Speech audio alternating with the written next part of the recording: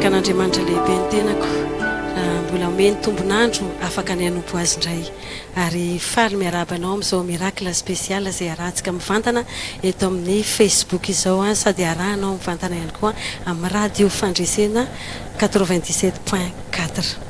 Eny tonga amin'ny fotoantsika izay amakitsika ny isan'andro mahafinaritra. Nefa melohan'izany dia tsy haiko ny tsiankasitraka ny mpanompon'Andriamanitra Bishop Patrick sy Révérend Farany Hariva izay ray aman-dreny ara-panahy izay filoha-mpanorona ny Église évangélique Chaîne izay tsy mitsahatra mandraraka antsika ny zavadaliny ny tenin'Andriamanitra isan'andro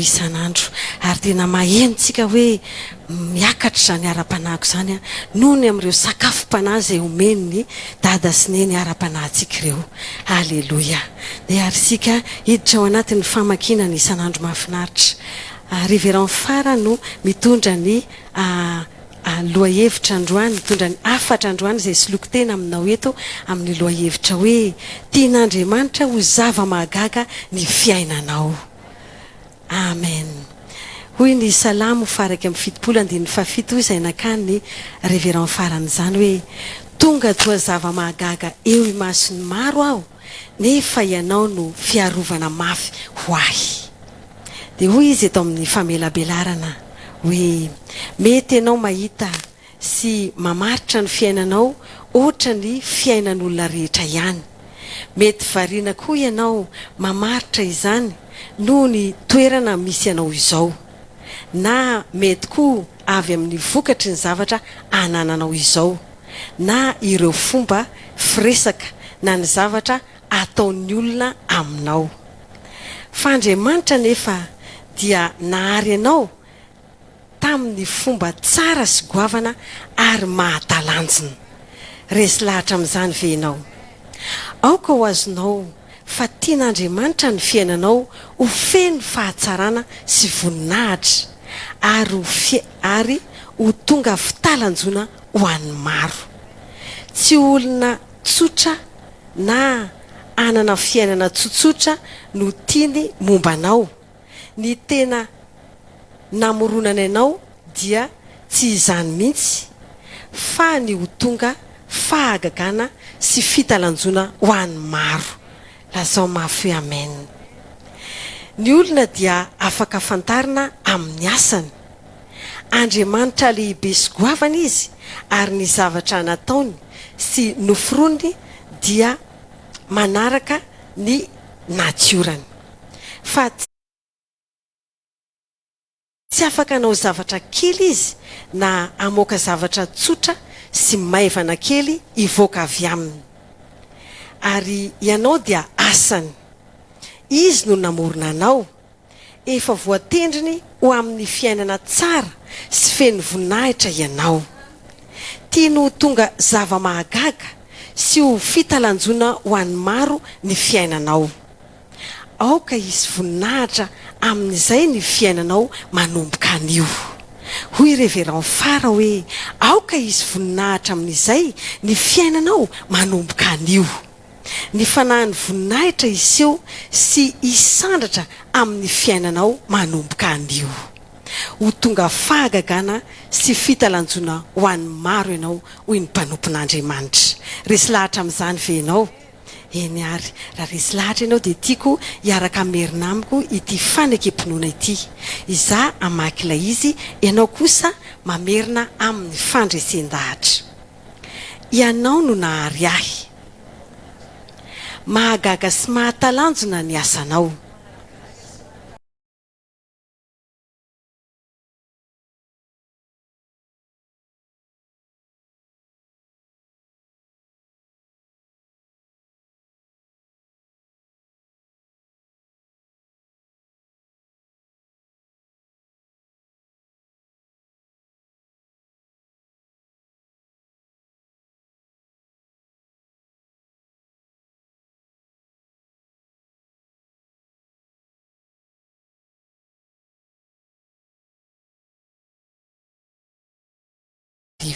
Ny sain'ny lalina moa dia hoe zavatra tsotsotra sy kely ve no sitrapon'Andriamanitra amin'ny fiainanao?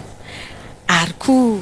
inona no fikasan'Andriamanitra mikasika ny fiainanao? Dia araka ilay afatra teo dia fantatra fa zavatra misy voninahitra sy misy fahagagana sy fahatsarana no efa nomanin'Andriamanitra ao anao. Aleloia, aleloia. Eny ary hiditra amin'ny fandaharana manaraka isika. Mankasitraka tompoko. Ny mbola valomerabanao ihany koa amin'ity takariva mahafinaritra ity izay noko fa andraisanao ny anjara fahagagana izay efa nomanin'Andriamanitra ao anao. Amin'ny fony andraisana azy, ankasitrahako an'Andriamanitra lehibe ny amin'ny fahasoavana ahafahako mitondra anao anatin'izao fanatitra izao, ary tsy hay ny anadino ny fahasoavana lehibe izay men'ireo ray aman-drenitsika Bishop Patrick sy Révérend Faradrenarivo vadiny izay manome anay alalana sehatra ahafahanay mitondra anao anatin'izao fanatitra izao, ary mankasitraka anao mbola manaiky hiaraka ao anatin'izao tambazotra erahana izao dia ny Facebook sy ny radio FM 97.4 radio fandresena izany. Androany dia misy tetin'Andriamanitra mba tiako raisinao amin'ny Hebreo 13:20 ny 5:20 sy 5:20. Hebreo 13:20 5:20 sy 5:20. Zay mivako toy izao aminaran'i Jesosy. Koa aoka isika anatitra ny fanatim-piderana amin'ny alalany ho an'Andriamanitra mandrakariva dia ny vokatry ny molotra izay manaiky ny anarany. Manaiky ny anarany. Vokatry ny molotra kosa izy izay manaiky ny anarany. Fa ny 5:20 toy izay hoe fahaza manadino anao soa sy hiantra fa fanatitra toy izany no sitraka Andriamanitra. Aleloia. Fahaza manadino anao soa izy sy hiantra fa fanatitra toy izany no sitraka Andriamanitra. Dikan'izay tsy ampy fotsiny fiderana ao an'Andriamanitra, manatitra fanatim-piderana eo molotra ao. Fa izy hoe aza manadino anao soa. Mino moa no lazaina hoe manao soa. Eny tsara somary tena toana kely ny foko rehefa avy nitory teto dia nahazo SMS. Olona avy any Koweït sy avy any Toulouse nandefa SMS hoe misaotra betsaka pasteur fa tena mampahery ny tory-teny. Aleloia. Dikan'izay ary ny teny le tany Koweït moa toy izay sady aty ozy izy tsisy fiangonana. Dikan'izany ny zavatra ataontsika en ligne ohatran'izao dia misy olona mandray any Badikana.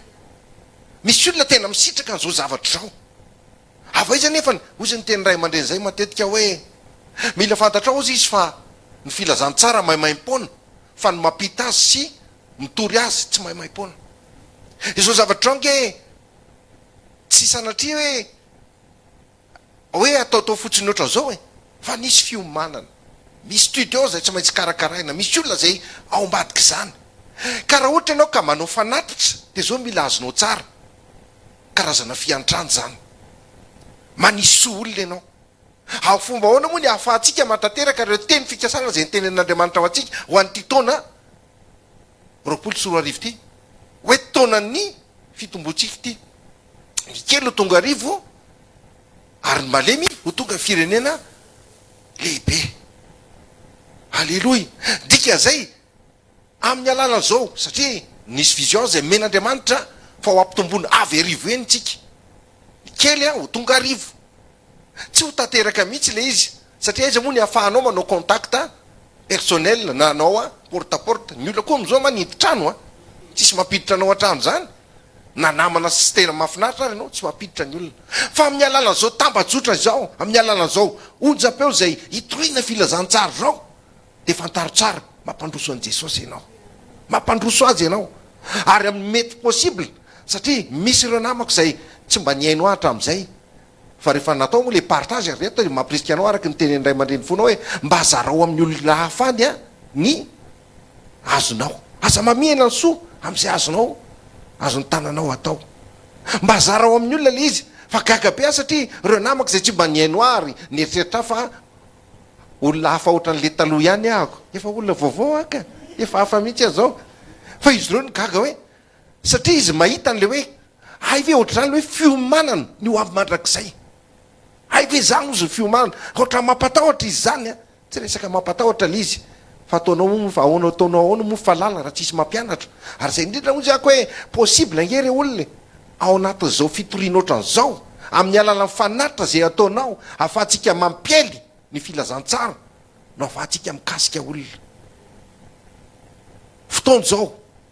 aza mamiena ny soa zareo tsara fa na i Abrahama na Andriamanitra de ny tsara sy ny tokana teo aminy na tolony ho famonjena ny olombelona rehetra ny anao koa afafazo androany a ny vohiny tananao ozy ny tenin'Andriamanitra ny mpitoro teny faraky amby folo andininy fa eninany hoe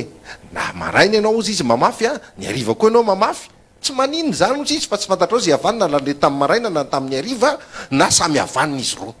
za mino fa havanina izy roa ka mamonjy fanahin'olona ianao ao anatin'izay a dia meko anao a ny lahara tarbia zay ahafahanao manao ny fanatitra raha airtel monnaie a dia 033 02 092 30 033 02 092 30 na aotra telo amby telopolo aotra roa amby sivifolo telopolo raha imivola kosa dia 034 81 984 83 034 81 984 83 na aotra efatra amby telopolo raiky amby valopolo efatra amby valopolo sy sivinjato telo amby valopolo mandra-pahanao nao ny fanatitra ao ara de manasanao ah koa eno a izao a fiankofana anankiray izao zany de tsika ilaza hoe rehefa miantso ao de mamaly ahy ianao tombo alleloia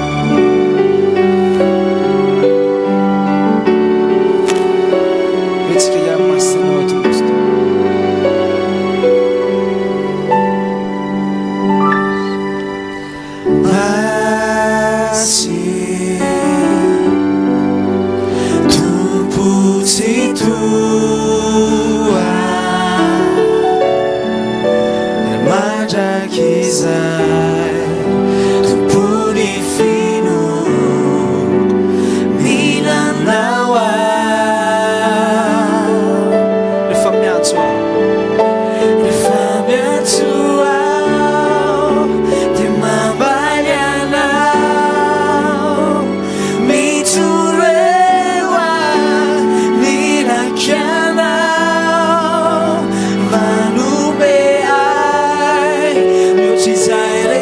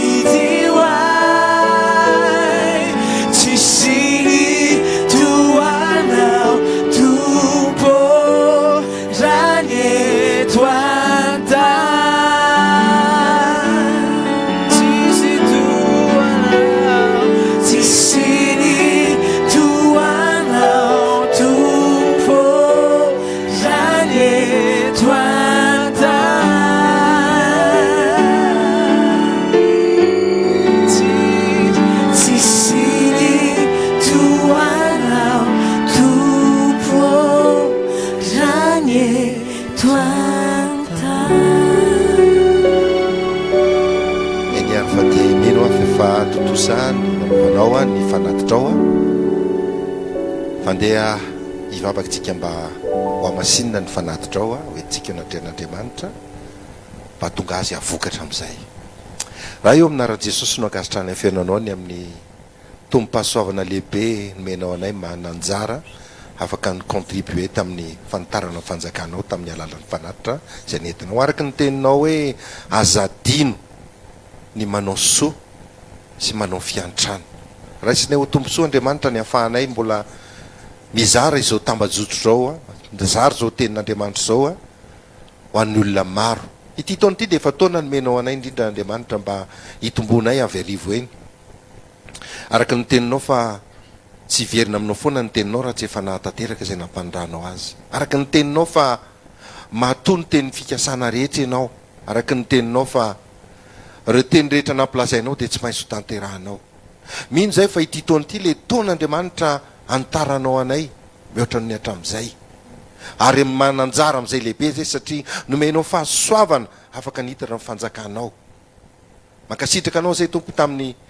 tombony lehibe androany afaka namafy teo amin'ny sahanao. Dia ny sahanao mahavokatra zany. Zay nonay fa hikasika olona maro anitatra amin'ny fanjakanao. Andrindra Andriamanitra afaka ampahery zay mahery izay malemy ihany koa. Da io manokana Andriamanitra ny tokantrano izay hitanao satria zay nataonay tamin'ny maningina ho ianao dia tsy maintsy aseho ankariary. Mino sady zay Andriamanitra ny amin'ny ireo vavolombelona zay hijoron'ireo olona zay nanao fanatitra androany fa tena hitady hita azy tokoa ianao. Ary amin'ny fitahinana hitahinao azy ary fampitomboana no ampitombonao. Satria ianao le mahay manao mihoatra noho izay verina sy angatanay no antanteraka izany. Misaotra indrindra ray amin'anaran'i Jesosy. Amen. Ao anatin'izay dia mbola hiditra ao anatin'ny fiankofantsika melohan'ny hijiro antsika ao anatin'ny tenin'Andriamanitra. Andeha tsika hanokatra ny fontsika amin'Andriamanitra androany. Tsika nanokatra ny fonao amin'ny fanamasina androany. Tsika lazao toetoetra misimisy eto amin'ny fanatrehanao Andriamanitra. Tsy tiako hiala ny fifatohako. Tsy te ho diso zatra loatra anao Andriamanitra androany. Halleluja. Diso sarobidy loatra amin'ny kofionako aminao tompoko.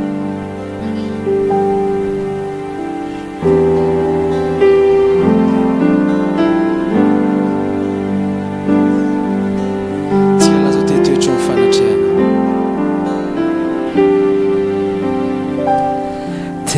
Toetra eo amin'ny fanatrehanao tompono iriny foko dia hipanjiny indray ny vonena hitrao hiankoko eo an-tongotrao dia hitoetra eo amin'ny fanatrehanao tompono iriny foko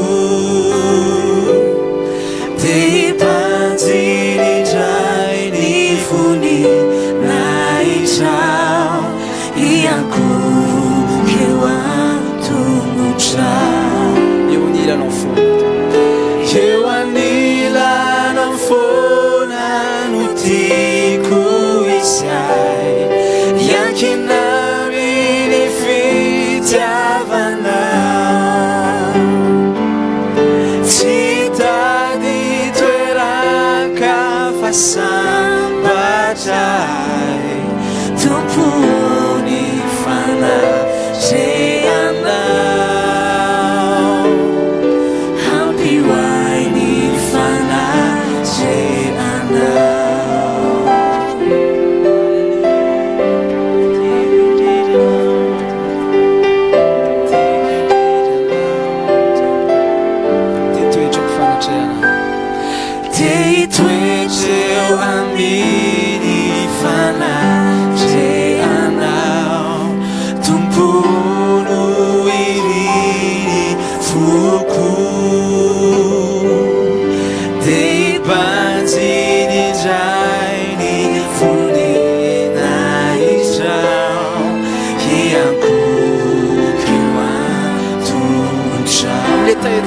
eo anilanao foana tompo eo anilanao foana no tiako isiay iakinami ny fitiavanao tsy tady toeraka asambatray tompony fanaseanao ampiway deventsika ihany eo anilanao foana no tiako isiay iakinami ny fitiavanao tsy tady toeraka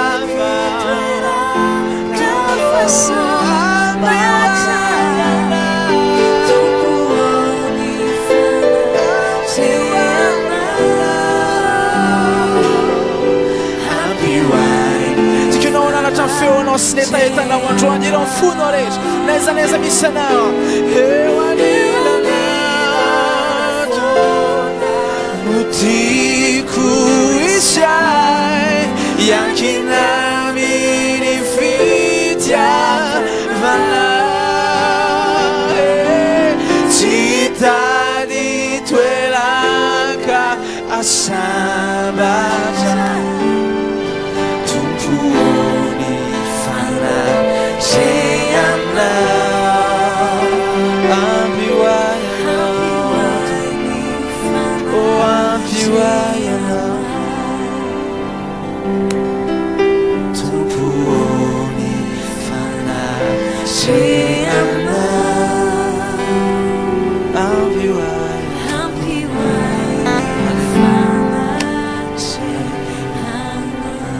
poampony fanatra tsy misy ilaina mihoatra no ianao androany Andriamanitra ny aminay rehetra androany mitady ianao ny aminay rehetra androany maniry anao alleluia fa tsara indrindra ianao tompo alleluia tikanao iazona fifatohanao amin'Andriamanitra andray mpanompon'Andriamanitritsika androany andraisantsika ny ten'Andriamanitra Bishop Patrick Andrianarivo alleluia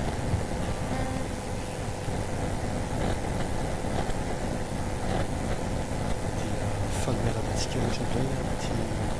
anio ty a mino fa mbola mito manaraka foana isika rehetra amin'ny radio 97.4 FM tsara mba mifampilaza isika rehetrarehetra tokantrano any samyzay toerana andrenesanao an'izao fotoambavaka izao ao anaty fotoambavaka moa tsika efa tsy eo anaty fahakanena minoeno radio fa anaty fotoambavaka tsika izao tahak'izay koa any eo amin'ny Facebook a ho an'izay menina dio nefa te hijery Facebook fa tsy malala hoe aiza amin'ny Facebook ilay izy a dia amin'ilay compte hoe Edy Patrick Andrianarivo misy saroko ilay izy a dia mandeha mivantanao a ity fandarantika ho anareo rehetra izay manaraka amin'ny Facebook a zarao amin'ny namana rehetrarehetra ampafantaro ny rehetrarehetra hoe efa manomboka ny tokoteny a dia irosa amin'ny ten'Andriamanitsika hivavaka isika tompo misaotra anao zay amin'ity anioty indray fa mbola manina tombotsoa hitoetra eto amin'ny fanatrehanao andray teninao andray kasika avy aminao andray fanambarana avy aminao ihany koa fanamasiny angatahako dia tena ianao mihitsy no iresaka amin'ny rehetra anatin'ny fosiny fanany ihany mba tonga ny rehetra tena ovaova amin'ny voninahitra maka amin'ny voninahitra dia matoky aho fa miasa anao any anatin'ny tsirairay avy ihany na iza manaraka izao fotoambavaka izao sy mandray izao teny izao dia misaotra ny amin'ny fananao masina izay fa miasa amin'ny anaran'i Jesosy amen.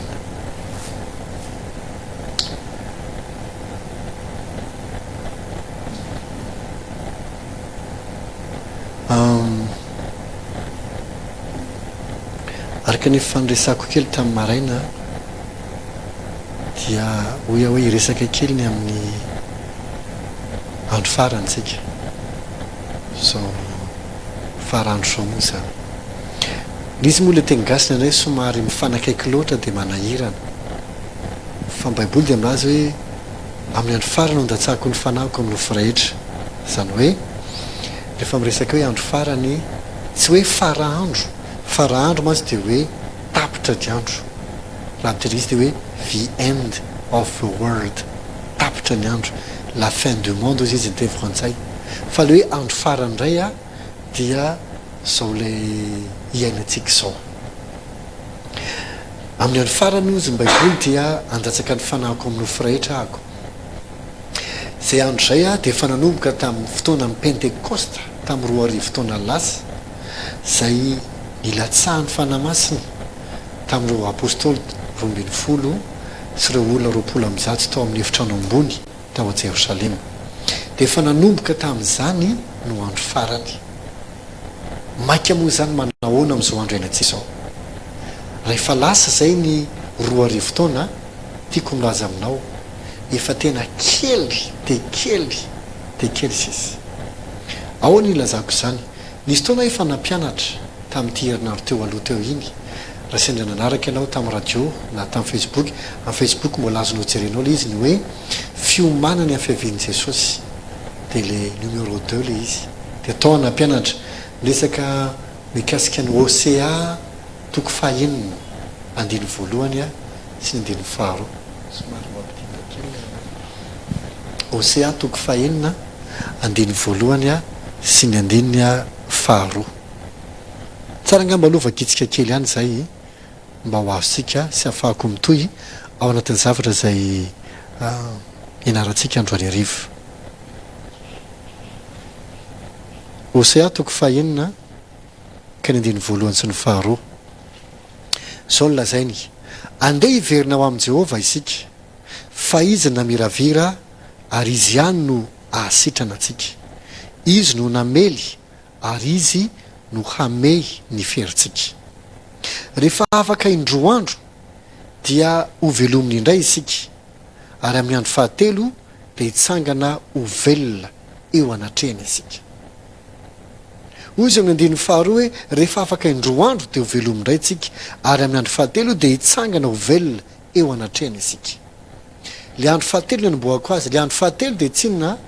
fa le andro ny tompo le andro zay aviany Jesosy ny amin'ny raha alanitra dia hidina izy miaraka amin'ireo olo-masina rehetra izy moa ireo olo-masina ireo tsy iza fa ireo olo-masina rehetra zay efa hatramin'izay miaraka amin'ireo zay niakatra tamin'ny fihavian'i Jesosy amin'ilay izy ny amin'ny raha alanitra zay napakarina ho resantsika zay rehefa avy eo zay napakarina ny tsina azy teny amin'ny raha alanitra ireo indray rehefa avy eo miara-midina amindray miara-miseho aminy dia eo no manomboka ny andron'ny tompo amin'izay fotoana zay dia volazan'ny ten'Andriamanitra fa ny tongony anankiray eo tendrombohitra oliva ny tongony anankiray amin'ny tendrombohitra anankiray dia hitrasaka ny tendrombohitra amin'izany andrana ny maso rehetra dia ahita azy izy hatramin'izay nandevina azy dia ahita azy ivarahotsina ny olona ka hiteny amin'ny tendrombohitra sy ny vatilampo hoe menjeraha aminay satria tena ampivarahotsina sy mahatsiraviny izay andro zay dia le andro atongavany Jesosy amin'ny voninahitra dia anapaka eto an-tany izy mandritry ny arivo-taona ary anatin'io arivo-taona io dia ho afatotra vetivety satana afatotra any amin'ny lavaka tsy hitanono isy anjely amatotra azy sy ny miaramilany dia anapaka eto Jesosy le zavatra tokony ataony Adama voalohany le Adama vadiny Eva zay tokony ataony anjaka amin'ny tany sy amin'ny zavatra rehetra zay no arian'Andriamanitra le tsy vitany io Adama io no ataony Jesosy amin'izay andro zay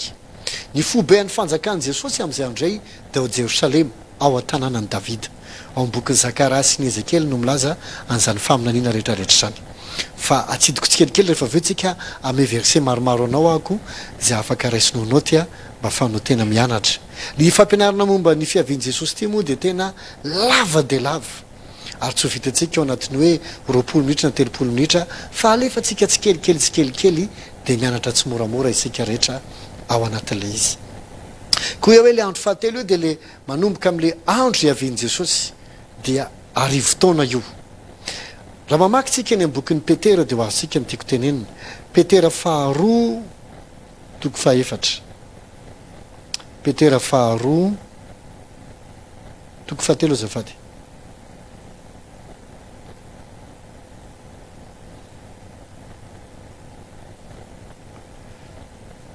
Petera faharoa toko fahatelo ka ny andeny fahatelo sy ny fahaefatra zao ny lazainy ary fantatrareo voalohany indrindra ny amin'ny andro farany resaka izy zany andro farany de isy mpaniratsira avy aniratsira mandeha araky ny filany noho zany aza taitra am'ireo olona mpaniratsira ianao fiefa voasoratra zany ka manao hoe aiza ny teny fikasanany amin'ny fiaviny fahatra zay nodiny razana mandry de maharitra tsy miova ny zavatra rehetra eny atraminy nanaovana n'izao tontolo zao azy misy loa zany tena mpaniratsira mihitsy lazainareo fa ho avy jesosy aizy de farandro teneninareo hoe andro farany eo zao sozy izy atraminy nanaovana n'izao tontolo zao ka hatram'izao tsisy nininina miova fa maharitra ny zavatra rehetra de ohatrany hoe tahaka ny hoe izahay mpitoro teny zany no mpandainga sa mpamitaka sa mampatory olona mitsangana fony andeny fahadimy fa minijamba ireo ka tsy mahalala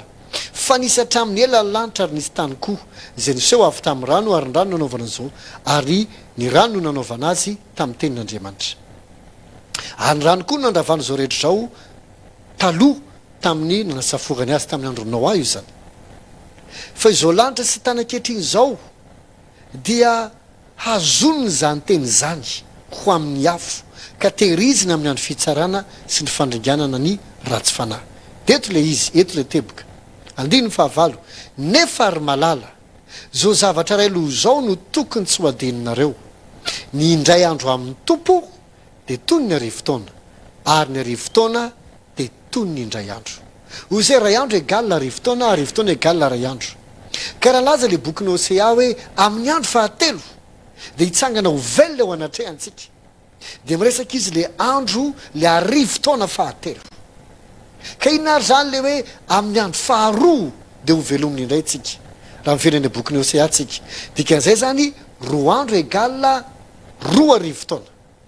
nanomboka oviana io roa arivo-taona io manomboka oviana ny anisana azy manomboka tany amin'ny Adama ve sy ataiza ho aiza no anisana n'ilay roa arivo-taona na le hoe roa andro io bokin'ny Hosea io ihany manazava azy le Hosea toko fahenina teo hoy izy amin'ny andiny voalohany hoe andeha hiverina amin'i Jehova isika fa izy no namiravira ary izy ihany no ahasitrana antsika izy no namely ary izy no hameny ferintsika oviana moa Andriamanitra no nanasitrana antsika oviana moa izy no nameny ferintsika satria izy andao tsika hiverina aminy fa izy namiravira ary izy ny ahasitrana fanontaniana mipetraka rovina izy no hanasitrana na koa hoe nanasitrana tsika rehetra miara-malala fa tamin'ny fotoana tonga tetỳ tany Jesosy tamin'io fotoana io izy no nitondra ny fahotantsika no kapohana ary ndia kapoka tamina nsitrana antsika nitondra ny rofontsika izy nitondra ny aretintsika izy nitondra ny fijalitsika rehetra izy nanaiky ho fa teo amin'ny toerantsika teo amin'ny azo fijaliana izy de nampiavana antsika tamin'Andriamanitra amin'izay izy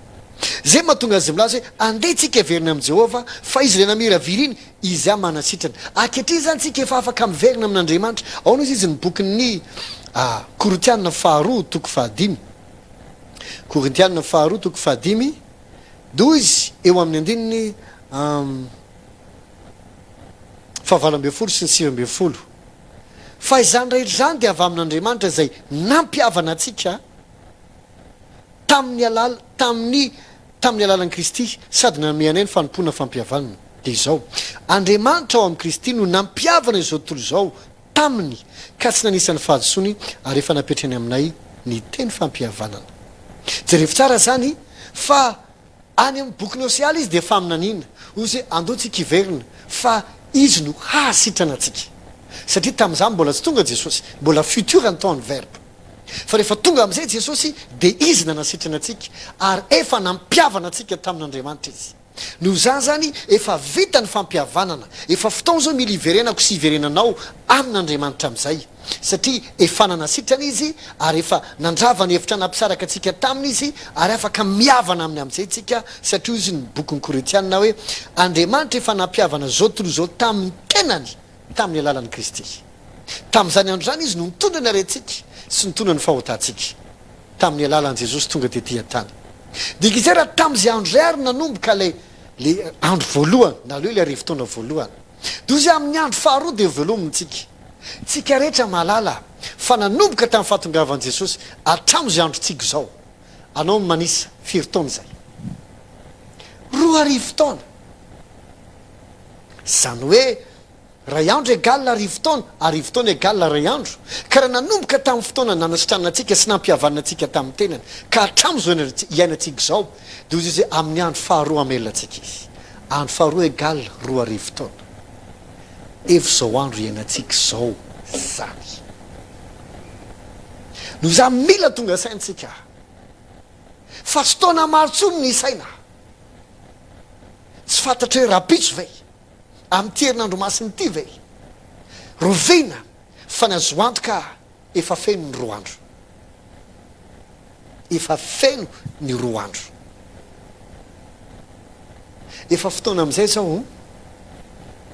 ampakarina atsika ho any an-danitra hitsenan'i jesosy ny am'raha ho an-lanitra efa fotoana zao zay natonga nampianatra tiako ianao zay afaka mijery amin'ny facebook hijery le hoe fiomanany amin'ny fiavian'i jesosy numéro 1 sy numéro 2 de misy zavatra nampianariko ao ny tokony iomanana ary androany hariva ampianatra anankiray indray rehefa zay de hivavaka ao atsika rehetra ako eny izahay pastera hivavaka ao anao fa mino fa niony tompo hikasika anao manokana fa hoy amantsy anao hoe efa feno ny roa andro raha maky ny filazantsara matiotoko faharoapolo anao de misy tantara ao zay tsy vakiko tsony angamba satria efa mainka andehany amin'ny atyko atongavanako misy lehilahy anankiray nanana tany-mboloboka de lasa izy nakeny an-tsena anjery mpiasa de nahita olo izy tamin'le voamaraina iny de ozy ahoana hiasa veny amin'ny tam-boloboka ve ianao de ny fanaraka teo de ohatry nariny karama de nary anankiray ozy izy no karama ndray andro de rehefa ndreny tamin'ny ora fahasivy tamin'ny ora faraky amby folo de nahita olona ndray izy ozy ahoana andovy ianareo hiasany amin'ny tam-boloboka ozy izy de arak'izay fanarahantsika ny karama raisinareo ohatrina ndray le karama fanarahana de nary ray ny ray andro de aveo ndray nisy olona ndray rehefa hariva ndray ny andro de ozy fa manina reo ny andro rehefa hariva mbola mipetrapetraka fotsiny nareo de ozy ozy ka tsisy mampiasa anay tsinonako de ozy andao ary nareo hiasany amin'ny tam-boloboko ndray de ohatrina ny karama fanarahana de nary ray zany ela le nanomboka voamaraina na le tamin'ny tsivy na le tamin'ny raiky amby folo na le hariva de nary ray satria ny karama ndray andro egal tena ry ray atsidiko kely fotsiny iza moa le olona miasany tam-boloboko reo tsy iza fa nompanompon'andriamanitra reo misy le nanomboka voamaraina zany hoe tamin'ny fotoana ny andro ny apôstôly misy ny tenatenatenany atsika zao le aty amin'ny andro efahariva aty amin'ny andro efahariva ty tanao mahita karazana mpanompon'andriamanitra tsy ampopozonao am'izay anao ozay maninonareo mipetraka fotsiny kozay ka tsisy mampiasa zay ka zay mahatonga anao mahita karazan'olona atson'andriamanitra ry alainy de ry alainy ohatra ny tsy fantatra hoe avaizy tiray ty avaizy tiray ty tohatra manao pastera daholo hoy ny olona ohatra manao pastera daholo ny olona rehetra am'izao satria manangona mpiasa andriamanitra amory ny vokatra marimarina koa hitoly mba ho maro ny olona ho vonina amin'ny fiavian'i jesosy ny am'raha hoalanitra feno izy am'izao feno de rehefa tonga am'izay fizarana karama de le niasa fara mena karama voalohany de nary ray de nahitalia le niasa voamaraina be de zao ny teneny hoe ha nitsika zany tokony betsabetsaka kreny voavinna niditra ny asa de gaga izy fa rehefa namme karama rehefa aveo le tompo le tamboloboko de nary ray koa mena de ozy fa maninona de nary ray menao anay de ozy fangamotsy zany ny fanarahantsika ozy raha tsy fanahy kosa ianao ahoana napetan'zay zay hoe voamaraina de ny asa de ataonao mitovy am'le tolona voaviana reto ny tonga ny asa de ozy nahoana ozy izy nisainao ratsy fanahy satria via tsara fanahy fa le olona niasa tateorina meko karama mitovy aminao ihany de ozy ino karamanao izy raiso satria zay nefa ny fanarahantsika raha mamaky leona ny filazantsara ny lioka toko fahafolo manomboka ny andiny fadimy roapolo ka hatramy fadimy amy telopolo de mahita tantara ianao nisy lehilahy anankiray avy any jerosalema andeha ho any jeriko dia rehefa teny an-dalana io lehilahy io satria jerosalema makany jeriko somary tsy de tsara ny lalana ary eo amy 26 kilometra eo le izy 26 kilometra mandeha tongotra zany lavidavitra ihany sady lalana koa tena manahirana be mihitsy de rehefa teny an-dalana de nisy mpanendaka nanendaka an'io lehilahy io de nalainy lambany ary nyvonoana izy ary efa nainga maty mihitsy nandalo rehefa ave mpisorona nahita an'io lehilahy io de nijery azy fotsiny nandalo neny le vita de nahita lehilahy maratra mafy io jery azy fotsiny fa nisy samaritana anankiray nandalo le samaritana rehefa nahita azy ny samaritana dia tsy jiosy fa raha hoe race humaine nresana de hoe fitambarana jiosy sy jentilisa firenekafo izy zany ohatrany hoe métisy dia iny zany ny tonga avany de nahita le marary teo le maratra teo de lasa naka deloilo izy sy dovay de nitsabony tamin'ny dovay aloha de nisorany deloilo de nifeheziny ferany de naveo nampiakariny teo ambonin'ny bibiny na borikiny zany de nentina nakany amin'ny tranom-bahiny na hoe hôpitaly de nitsabona de zao nyteneniny teo izy misy denari anankiroa tsabo izy ozy izy ary raha misy lanonao mihoatra de rehefa miverina ako de alohako ninao raha toa arika ny karamandray andro egalina denari iray ka denari roa no nomeny ary jesosy rehefa miteny fatantsara tsy kisendrasendry ho tantarareo fa fatantsara ny teny ampiasainy sy ny volana ny chifra teneniny fo izy hoe denari roa no nomeny izy rehefa miverina ako de alohako ny ambany raha denari iray ny karamanray andro denari roa egalina karamandroandro rehefa tapitra ny roandro de hiverina izy dikan'izany zany efa ao anatin'ny fotoantsika zao miandry ny hiverenan'i jesosy ny amin'ny raha alanitra raha ohatra ka mbola tsy azonao zany de fantena mipetraka ahoana ny amatarana fa ho avy ny tompo Matthieu 4:20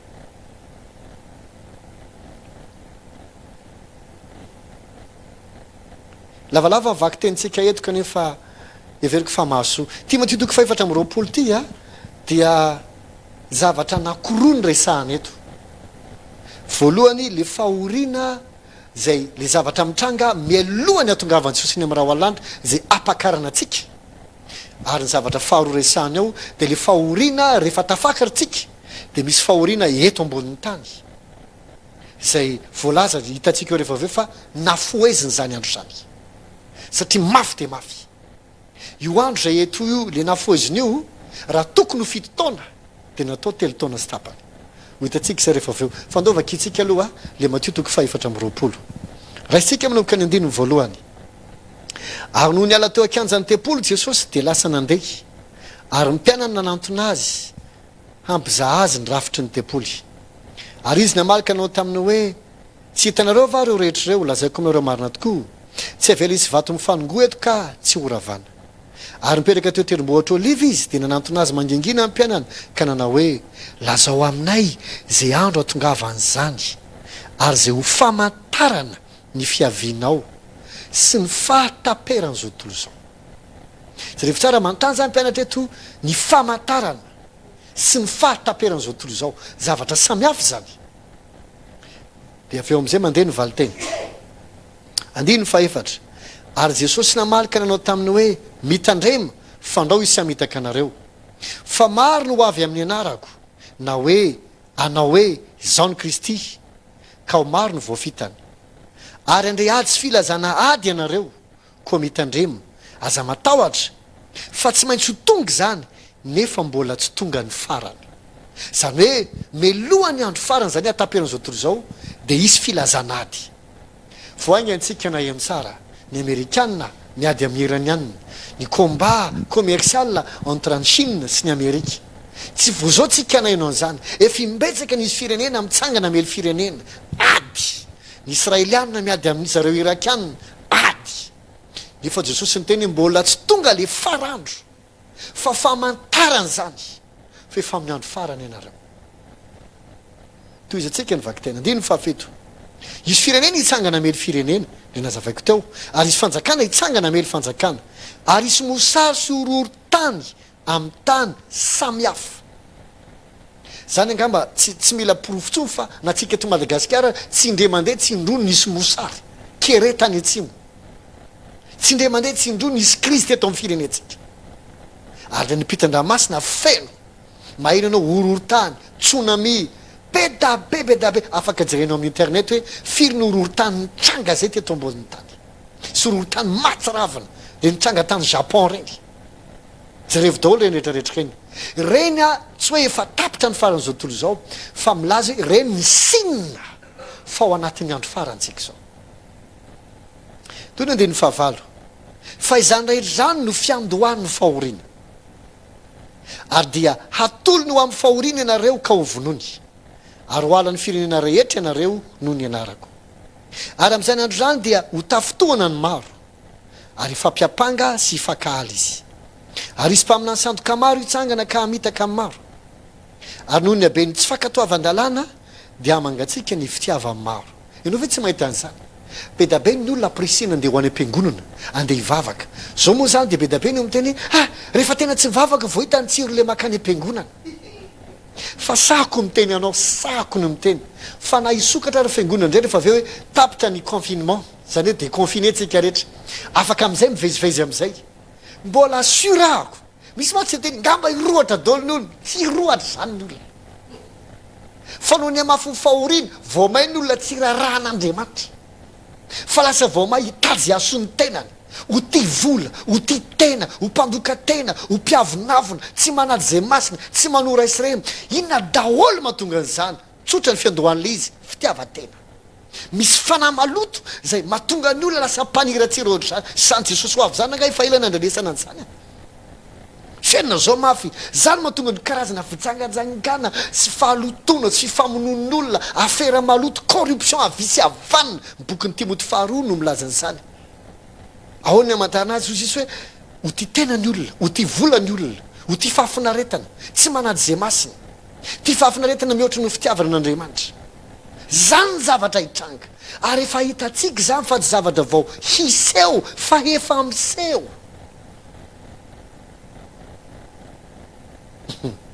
ao anaty baiboly zany Timoty faharoa no milaza zany toko fahatelo de izy nananatra Timoty nananatra Paoly amin'ny Timoty de anao izy tandremy tsara ianao sy ny fampianaranao ary aza miditra amin'ny rarahan'olo-kafa mind your own business ozy izy amin'ny teny anglisy satria zao ianao mahita karazan'olona tia nidikidirina dolo ny fiainan'olona rehetra am'izao vanandro taloha tsy misy an'izany tsy haiko aloha nareo za tsy hoe antitra fa taloha tsy de mpanao an'izany loatra ny olona fa am'izao zany mahatsikirina ny olona daholo ny fiainan'olony rehetra ary ianao raha tsy matatikianina am'izao vanandro zao sahirana ianao fa ianao mila mataty ny faniratsiran'olona sy ny fanakianan'ny olona fa vanandro zany zao toy izy atsika le Matthieu toko 4:20 eo amin'ny andininy 2:20 tsika zao ary ny be tsy fankatoavana dia mangatsika ny fitiavany maro 3:10 fa izay mahatratra amin'ny farany no vonjena ary ho toriana am'izao tontolo zao ity filazantsara ny fanjakana ity ho vavolombelona amin'ny firenena rehetra de vao ho tonga ny farany eto efa tsidiko melo zay no mahatonga antsika tena mila mivavaka mafy indrindra anatin'izao fotoanany confinement zao tena mila mivavaka tsika ho an'ny firenetsika fa raha tsy mitandrina isika ka izy tantara eto ozy anao inona ny tenao tenenina paster zay fotsiny raha tsy mivavaka isika mety anahirina ny fiainana kristiana eto Madagasikara tsy eto ihany fa neran-tany mety satria ny tiany de vola tongavana zay asehoko anao rehefa aveo de te andeha mialohan'ny fotoana izy ny zavatra rehetra ty nefa efa nasian'Andriamanitra fotoany avokoa fa efa fanao ny satana hatram'izay mihitsy no mandeha mialohan'ny fotoana mampahory ny olona mialohan'ny fotoana no zany raha vao tsy mivavaka tsika ho an'ny firenena mety isy décision beta be matsiravina ho raisindreo olona manam-pahefana isatso-kajiny izay mety enao isika sairana am'izany zay mahatonga baiboly hoe raha misy fivavahana tokony atao de ozy zao ny vavaka voalohany tokony atao mivavaha ho an'ny mpanjaka mba hiainantsika amin'ny toe-panaraka an'Andriamanitra sy afahantsika miaina amin'ny fiadana ary mitory filazantsara malalaka no zany tsy ny manakina fitondram-panjakana aloha zao tsy ihany aloha zao ny mahamaiky satria afosotra ny olona anakiraiky ianao vao may mivoaka amin'ny faratsiny vao may mivadiky olo-kafa izy efa nainao bivavaka be io azy maka olo anankitelo de samy miteny 10 minitra avy reo fanakianina anao fa mivoaka ho azy ny tsy tokony hivoaka rehetra ny aminao de zay teneko anao tsy fanakianina ny ilaina satria raha fanakianina samy manakolazaina ny olony rehetra na mibivavaka na tsy mpivavaka fa mba afatsika miaina amin'ny toe-panaraka an'Andriamanitra sy afatsika mbola mitory filazantsara satria Jesosy tsy ho avy raha tsy voatory filazantsara amin'ny olona rehetra ka ny filazantsara de mendrika hotorena ary tokony hotorena sady tsy maintsy hotorena ka mba hatonga atsika misy matsy miteny hoe mampalahelo ny paster am'izao fa mikatrina daholo fiangonana zay tsy mampalahelo ka ianao zay tsy mino ny filazantsara no mampalahelo io nge raha ho avy ny fahoriana aloha aza vanresaka atsititsidiko daholo zy zavatra mbola hoteneniko rehefa avy eo melohany tena fahorim-be ny miakatra ampino e melohany fahatongavany tena fahorim-be no akarina ampino dikan'izany reo paliratsira sy reo tsy mino ary reo tsy nio no adino eto zay voatsiaro hoe ary marina ihany teny le bishop iny a fizy efa tsy hotsony amin'izany ifahany amin'ny tompo no zany mila sérieux nao amin'ny fiainanao fa misy olona tsy mety andray ny marina amin'ny fitiavana dia vao may asesika andriamanitra ny amin'ny laingy avery azy za manana fanetreditena no zay hotorinany amin'izao tontolo zao ty filazantsara amin'ny fanjakany ity ho vavolombelona amin'ny firenena rehetra vao ho tonga ny farany ka de ozy izy andiny fadimy folo ka ho hitanareo mitsangana ao amin'ny fitoerana masina ny fahavetavetan'ny fandravana izay nampilazaina amin'ny daniela mpaminany daniela toko faharoambe folo andiny faraikimbe folo sy ny toko fahasivy andiny fafito amby roapolo io daniela toko fahasivy andiny fafito amby roapolo io de tsy inona famiresaka le zavatra hitranga ao arina ny fampiakarina atsika any amin'ny tompo zany hoe le eo anelanelany le tsika miakatra sy le jesosy miverina le fiverenany fandroa zay hita maso eo no mitranga io daniela toko fahasivy andiny fafito amby roapolo io de zay aoka isaina zay mamaky izany andiny faina ambe folo aoka zay olona any jodia andositra ny atendrombohatra zay anatapo-trano aoka tsy hidina hakany an-trano ary zay anetsa aoka tsy verina hakany lambany lozany bevoka sy mampinono am'ireo andro reo fa mivavahy anareo mba tsy ho am'nyririnina na ho amin'ny sabata ny andosira anareo fa am'izany andro zany de isy eno tsara andiny fa raiky am'roapolo fa am'izany andro zany de isy fahoriana lehibe zay tsy mbola nisy toazy atraminy andohany zao tontolo zao ka mandraka ankehitriny sady tsy isy ntony raha jesosy zao no miteny aminao fa mbola tsy isy fahoriana ianao nge mbola tsy vao tamin'ny 1900 ianao nanomboka any eny fa taloha amin'ny 1900 fa nisy fahoriana be da be natsiravina teto amboniny tany ohatra ny tamin'ny andro ny sodoma sy gomora ohatra ny tamin'ny andro naminozany kisely ny kanita sy ny jebosita ny kananita nge fantatrao na tonga n'andriamanitra ny teny tamin'ny israely vono daholo na lavavina kelina lehibe satria ny akamaroany kanita nge tsy olombelona tsony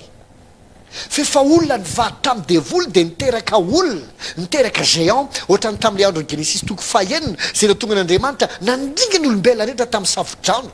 satria tamin'ny genesis toko fahenina dia reo zanak'andriamanitra na hoe marimarina koa zany reo anjery zay voazera de nanambady ny olombelona ozy hoe hita fa tsaratareny zanak'olombelona ka de nyvadiny ozy izy hoe de nakavady zay tiny izy eno tsara tsy le olona io zany tsy misy misafidy tsony hoe manaika anambady anao na tsisy an'izany tsony fa le zanaky ny olona sy ny devolo mitambatra no maka zay tiny io zany tsy hoe zanako tsy ampanambadiko anao tsisy an'izany tam'izany andro zany fa tena hoe zay tiny ny devolo natao mahatsiravina ny zavatra tamin'izany de voatery tsy maintsy naringan'andriamanitra ny olombelona rehetra de ohatr'izay koa tamin'ny andro ny kananita satria rehefa maka ny boky ny genesis ianao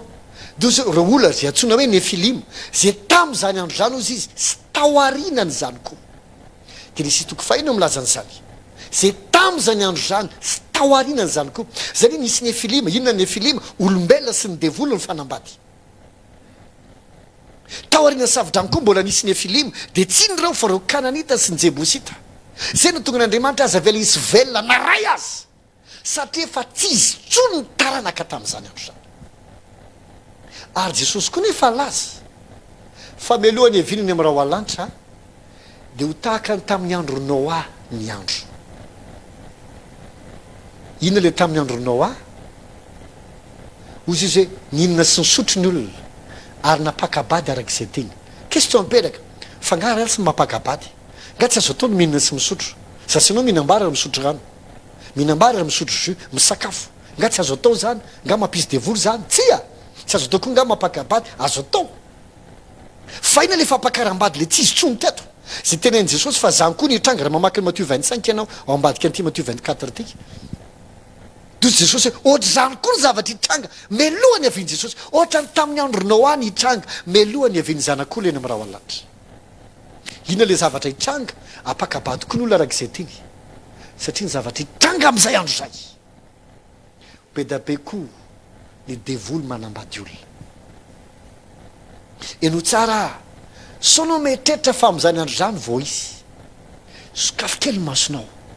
fa efa manomboka misy zany zao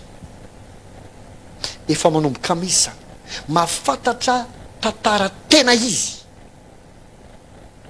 olona zay manofo be voka foana izy mihitsy manofo be voka izy ary tia ny zavatra tantarainy rehefa manomboka mois de septembre ka hatramin'ny décembre izy no manofy ary ohatra izy ka manan'olo tiana de amin'ny fomba tsy hazavaina misaraka am'le olo tiany de rehefa avy eo am'izay izy manofy misy olona manambady na izy manofy any dada na izy manofy olona efa maty na manofy olona olo-pady manofy firaisana amin'ny aranofo ary ny zavatra mitranga de zao be voky izy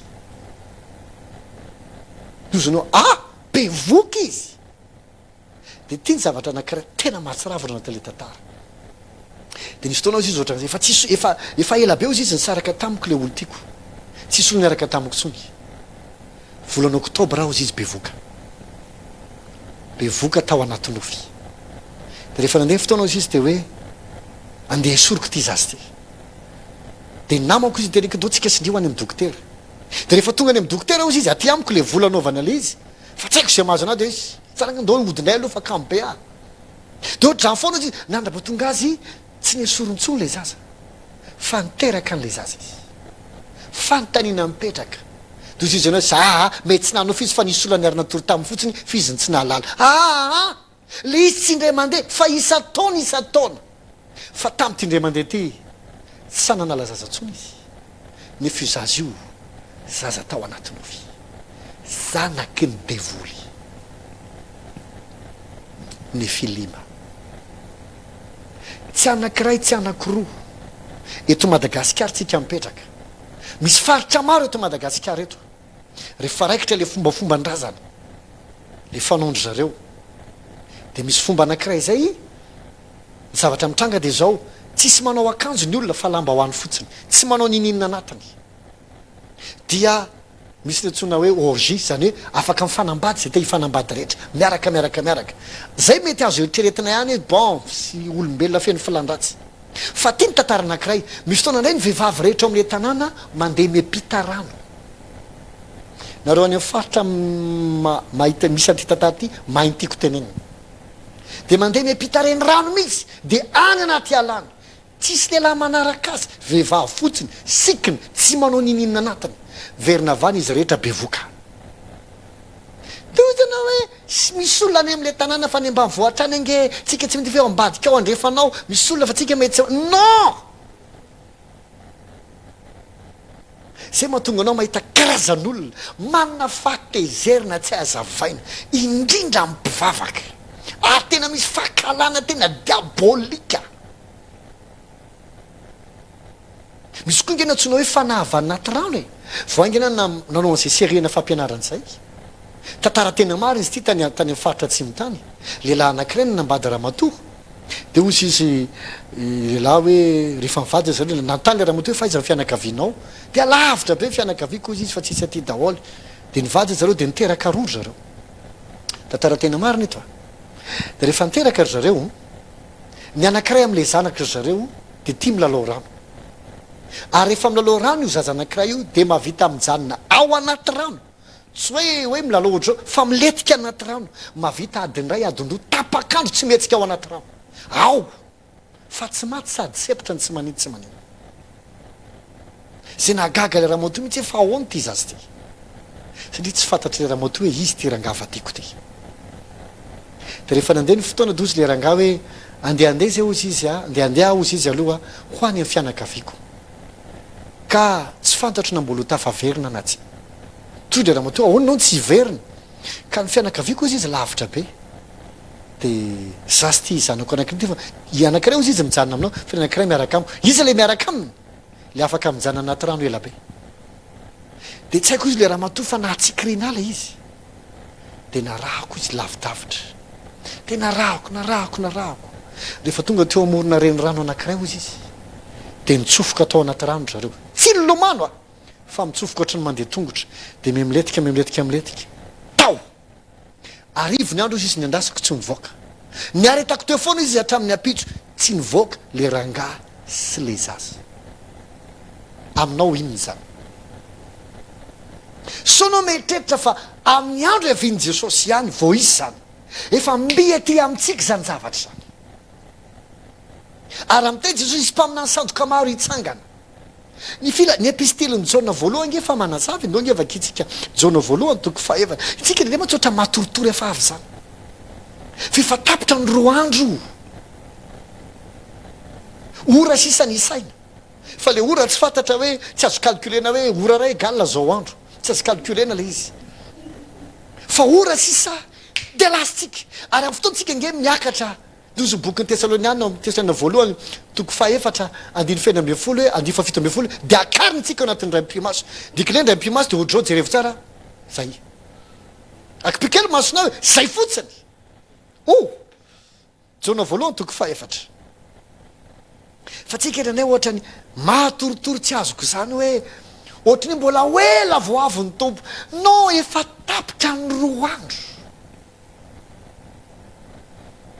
efa tapitra Jaona voalohany toko fahaefatra fampianarana ny amin'ny fampianarana sandoka sy ny tokony hitiavatsika andalasy anaketsika ny fanambaran'Andriamanitra ny zanany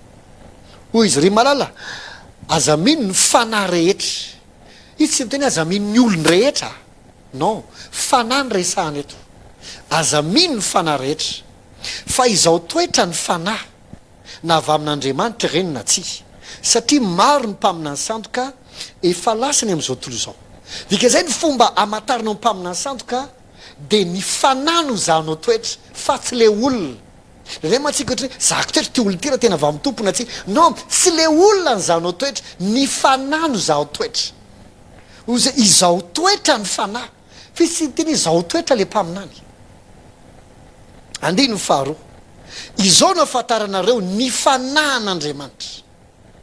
ny fanahy rehetra zay manaiky fa efa tonga tamin'novo Jesosy Kristy no avy amin'Andriamanitra inona dikany hoe efa tonga tamin'novo Jesosy Kristy ndikany efa tonga tamin'novo Jesosy Kristy de tsotra Andriamanitra efa tonga tamin'nofo tamin'ny alalan'i Jesosy Jesosy de tsy iza fa fisainan'Andriamanitra lay teny fisainana teny ny fisainan'Andriamanitra nampitafiny nofo de nonona tety amintsika zany hoe raha tsorona Andriamanitra tonga tety amintsika ka zay tsy misy zany fa Andriamanitra efa tonga tamin'ny nofo tsy le olona ny resahantsika fa le fanahy dika zay le fanahy miasa ao ambadika iny le olona iny de fanahy mamitaka fanahy ny resahantsika eto zao no afantaranareo ny fanandriamanitra ny fanahy rehetra zay manaiky fa efa tonga tamin'novo Jesosy Kristy no avy amin'Andriamanitra ary ny fanahy rehetra zay tsy manaiky an Jesosy de tsy mba avy amin'Andriamanitra ino tsara tsy ny olona rehetra tsy manaiky an Jesosy no tsy avy amin'Andriamanitra satria matotsika mbola mitory filazany tsara mbola be da be ny olona tsy manaiky an Jesosy mbola be da be ny olona tsy mino an Jesosy ka tsy rehefa misy olona torinao ka tsy mino Jesosy ianao ty tena misy fanahiny anty Kristy mihitsy aza manao azany satria misy olona mety torinao androany tsy manaiky fa mety afaka tsy haiko herinandro na tapabolona na heritaona de nino ihany izy be da be nge ny olona ohatrany na mpivavaka atao fiangonana sainina ary vao mahita anaty aloha de ty indray le ty bany ty oa tena tsy anina mihitsy fa rehefa nandeha nefa amin'ny fotoana nino zay nitoriky any izy ary converti ary atao mpiangonana ihany izy ka tsy hoe zay olona tsy manaiky anao de antikrista fanahy ny resahantsika eto no za mila mitandrina tsara tsika mba tsy hiteniteny foana ka andratra na nafotoan'olona na sanatria animba zavatra io zany fanahy rehetra zay tsy manaiky an Jesosy de tsy mba avy amin'Andriamanitra azay fanahy azany fanahy ary izany no fanahy ny antikristy zay farenareo fa ho avy ino tsara sady efa eo am'izao tontolo zao sady tsy hoe rehefa ao anatin'le fito taona zay tsy hoe fito andro leo anelanelany fiakaratsika sy ny fiaviany Jesosy tsy hoe am'izay vao izy mpaminany sandoka efa ety aminareo sady izy feno ange feno fa le izy mantsy mila mitany tsika satria am'izao mantsy de aolany sasany zavatra ampianaran' Jesosy le hoe mba ho iray ihany izy rehetra dia tiany sasany ampiombonina daholo ty rehetrarehetra ty na zay fanahy mino an'Andriamanitra na zay tsy mino an'Andriamanitra na zay fanahy manaiky an' Jesosy fa tonga tamin'ny nofo na zay fanahy tsy manaiky an' Jesosy fa tonga tamin'ny nofo. Misy mantsy milaza fa Jesosy tsy Andriamanitra fa mpaminany fotsiny, misy laza Jesosy tsy Andriamanitra fa grand leader fotsiny izy, satria izy tsy mino fa Andriamanitra tonga tamin'ny nofo Jesosy. Dia misy miteny hoe mba ho iray ihany izy rehetra, andao mba hitamaritsika aloha ajana ny doctrine. Non, doctrine amin'ny compte ka misy fototra tsy azo hidifiran'izany. So mantsy ny fitenin'ny olona hoe ny fivavahana rehetra nge mitovy avokoa e, mitovy avokoa ny fototra ny angany fa ny fomba fisehoany no samy hafa. Non, non, non, non, non, non, tsy mitovy ny fototra, any amin'ny fototra mihitsy ny tsy mitovy, fa ny fomba hisehoany ary nohatra ny tady hitovy. Satria samy manao mirakla na ny tena fivavahana kristianina marina na ny tsy izy, samy mitory ny andro farany na ny fivavahana kristianina na ny tsy fivavahana kristianina, samy milaza mikasika an' Jesosy fa saingy ao amin'ilay fototra amin'izay ny tsy hitovizany. Ka aza miteny amiko mihitsy hoe mitovy daholo ihany io fa ny fomba hisehoany samy hafa tsy mitovy ka. Noho zany raha ohatra misy tena tokony ampiresina daholo fivavahana rehetra zay mihitsy ny tanjon'ny Bibidia, fivavahana anankiray, ekonomia anankiray, système politika anankiray, izay hitantsika amin'ny apokalypsy toko 17 rehefa avy ao, zay mila hitandremana, mila mitandrantsika, mila mitandrantsika fa andro farantsika zao, ao anatiny andro farantsika zao zay fa feno anovaka itsika nge eo amin'ny andininy faefatra anaka ianareo dia avy amin'Andriamanitra ary efa naresy an'ireny iza le ireny le fanany antikristy, satria nahoana lehibe ny ao aminareo la boska haterevende le noza eo amin'izao tontolo zao, isan'izao tontolo zao ireny ka de miteny araka ny anzo zao tontolo zao izy. Zany hoe le fanao ambadiky le olona miteny an'ireny de io fanany antikristy io, zay mahatonga zao tontolo zao mieno azy ary mety amin'izao tontolo zao ny kabariny sy ny zavatra zay ataony. Fa zao ny toyany izy hoe ary mieno azy zao tontolo zao andiny fahenina avy amin'Andriamanitra izahay, izay mahalala an'Andriamanitra no mieno anay, zay tsy avy amin'Andriamanitra tsy mba mieno anay. Izao no ahafantarantsika ny fanahy ny fahamarinana sy ny fanahy ny fampiviliana. Samy ety amin'izao tontolo zao zany izy, efa ety amin'izao tontolo zao a, de samy mitoriteny, samy mikabary, samy milaza zay teneniny. De misy a mety amin'izao tontolo zao mieno azy, satria nahoany antsika anankiray ihany, raha ihany tsika rehetra ka dia aloha ny zay doctrine tsy mitovy aprime, fa ozy ny sasany hoe ny fahasamihafana dia avy amin'Andriamanitra fa ny division tsy avy amin'Andriamanitra. Possible ny division avy amin'Andriamanitra, ny fisarahan'ny Lota sy Abraham dia avy amin'Andriamanitra, ny voan'ny Lota tao Sodoma sy Gomora avy amin'Andriamanitra, ny fisarahan'ny Paul sy Barnabasy avy amin'Andriamanitra. Misy division avy amin'Andriamanitra fa tsy voatery zay division rehetra dia avy amin'ny devoly, fa mila fantatrao le izy. Zay le teneny eto hoe etsika tsy misible olona zany, fa mba ahafahantsika mahafantatra hoe inona ny fanahy miasa ao ambadiky ty anankiray ty,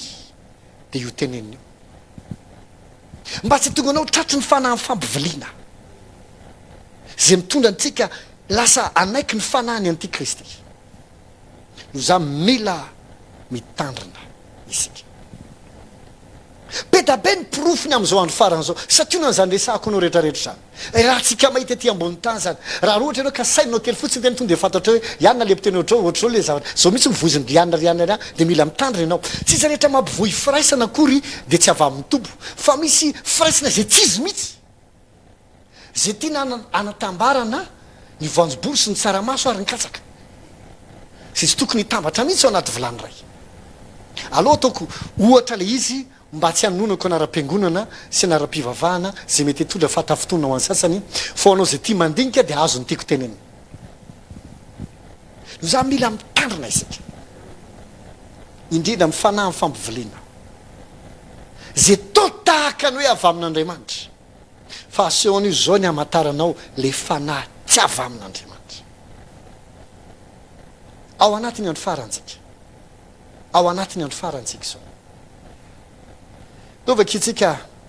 ny bokyny tesalonianina faharoa toko faharoa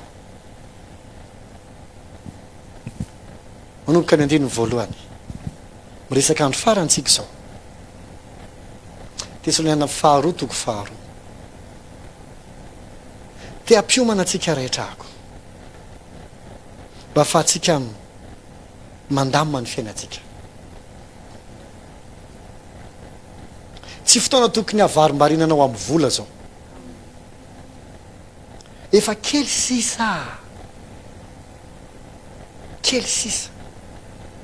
raha nde toka inona napoka milliard de milliard ohatra nahazo mercure ono zany satria mercure ono milliard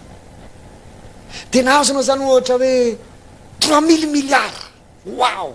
miaraka amin'ny nationalité inona dolo nationalité tianao halleloia question mperaka tonga raha afakapito jesosy zao ny fanontaniana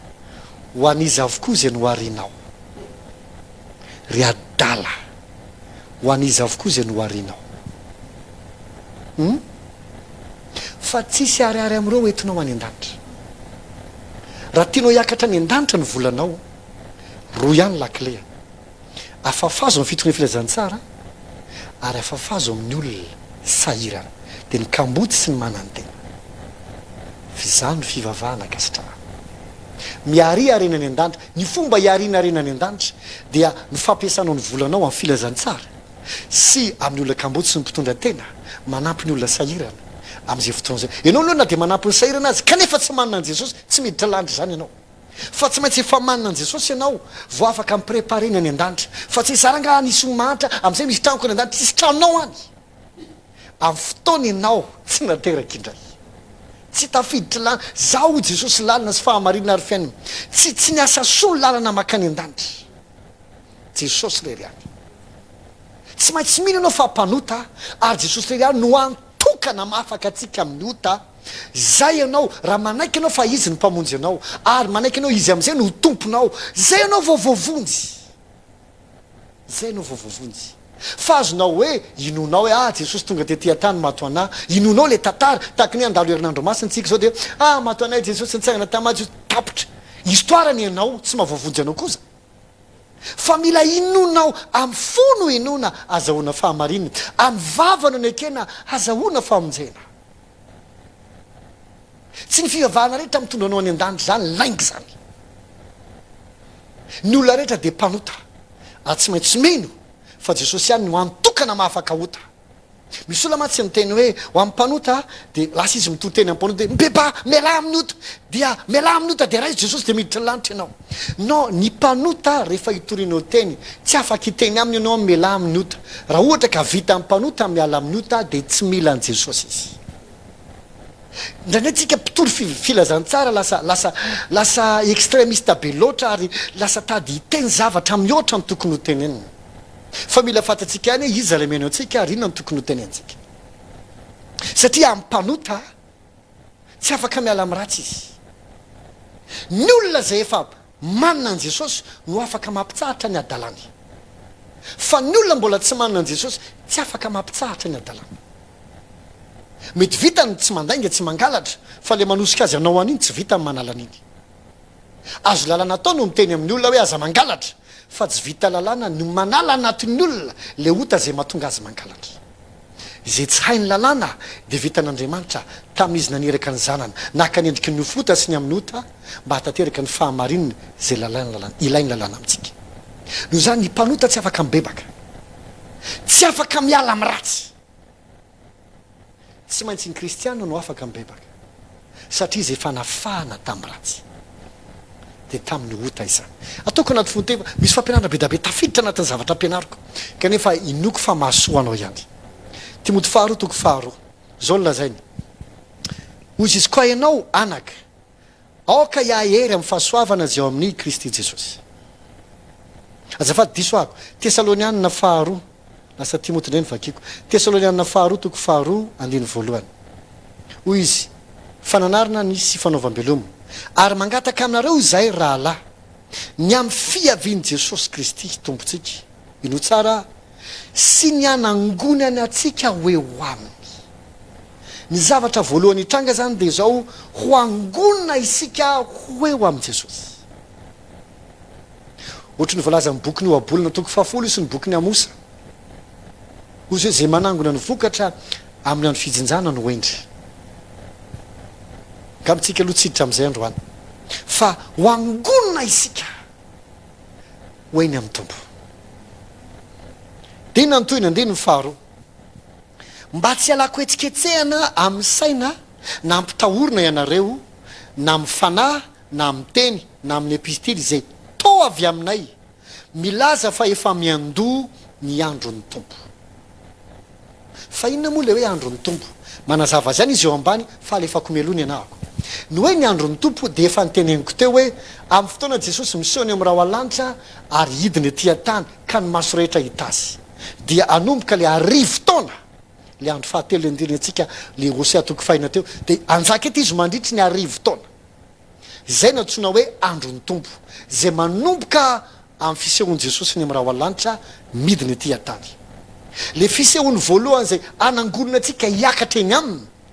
dia tsy ny olona rehetra ny mahita azy fa isika zay fa manina an' Jesosy vonina no akarina ho eny amin'ny tompo fa tsy ny olona rehetra ny ahita azy fa amin'izy le miverina amin'izay miaraka amin'ny olo masina ny an-danitra sy ny anjeliny eo amin'izay ny olona rehetra hita azy ary eo no manomboka ny andron'ny tompo amin'ny fatakarinao an'izay no ahafahantsika nytoyany mamaky ny toyany tozy ny andiny ny fahatelo aza mety ho fitahana akory ianareo fa tsy ho avy zany raha tsy efa tonga aloha ny fiemorana ka iseho lay lehilahy nota dia lay zanaky ny fahaverezana zany hoe tsy mbola isehony amin'ny raha ho alanitra Jesosy raha tsy efa miseho aloha le lehilahy nota fa saingy zao melohany isehony le lehilahy nota hoy ny andiny voalohany dia angonontsika ho eny aminy zany hoe tsy miseho ileo lanota io raha tsy efa lasitsika mino fa azonao zavatra zavaiko tozy izy hoe averiko le andiny fahatelo aza mety ho fitany ianareo fa tsy ho avy zany raha tsy efa tonga aloha ny fiemorana ka iseho le lehilahy nota dia le zanaky ny fahaverezana le manohatra ka manandra-tena ho ambony no zay rehetra atao hoe Andriamanitra na izay vavahana ka mipetraka ao amin'ny tempolin'Andriamanitra izy ka manao ny tenany ho Andriamanitra tsy tsaronareo fa fonombola teo aminareo ihany dia efa lazany zavatra zany taminareo ary ankehitriny fantatrareo ny zavatra misakana mba ampisehoana azy amin'ny fotoan'androny fa miasa sahady ny zava-miafina dia ny tsy fankatoavan-dalàna kanefa mandra-panaisitra le misakana ankehitriny ihany dika za zany dia zao efa te iseho le lehilahy nota satria ozy izy hoe efa manomboka ozy izy efa miasa sahady ny zava-miafina dia ny tsy fankatoavan-dalàna efa manomboka misy zavatra mipotra zany fa saingy efa te hiforceny tena le lehilahy nota efa te anatanteraka amin'ny programma ny satana fa saingy ozy izy hoe misy manakana izy hitanao io ozy izy ozy hoe ankehitriny dia fantatrareo ny zavatra misakana mba ampisehoana azy amin'ny fotoan'androny satria nao aminy tsy afaka amseho izy raha tsy amin'ny fotoan'androny dia zay mahatonga azy misy manakana andiny fafito fa miasa sady ny zava-miafina amin'ny tsy fankatoavan-dalàna kanefa mandra-panaisona le misakana ankehitriny any zany hoe misy misakana ankehitriny fantanyna mipetraka iza no misakana azy tsy isehony isika fiangonana isika kristiana rehetra manerina zao tolo zao mamelahy teny anao raha tsy mivavaka isika tantarany eno mitranga satria ho mahatsy anao tany aloha tany hoe te andeha melohan'ny fotoany satana satria raha tsy lasitsika zay vao mahazo mipotra ileo lahnao teo zay omeny devoliere avy aty ambadiky satria le dragona manome force ny io lehilahinao teo io lehilahinao teo na tsony baiboly hoe le tandroka kely any am-bokyny Daniela io le ampiakohaka ny olona rehetra amin'ny sariny bibidy io lehilahy nota io tandroka kely io Daniela toko fafito no milazan'izany sy ny toko fahasivy io fa saingy zao tsy afaka mipotry io raha tsy efa lasitsika aloha satria tsika ny forsa manaka anazy no zany raha tsy mivavaka isika dia nomboka hiasa maherihery kokoa izy nefa mbola tsy tokony fotoana isehono zao zay mahatonga mampirisika atsika malagasy rehetra voalohany indrindra hivavaka ao amin'ny mpitondra hivavaka ao amin'ny manam-pahefana satria raha tsy mivavaka ao azy ireo tsika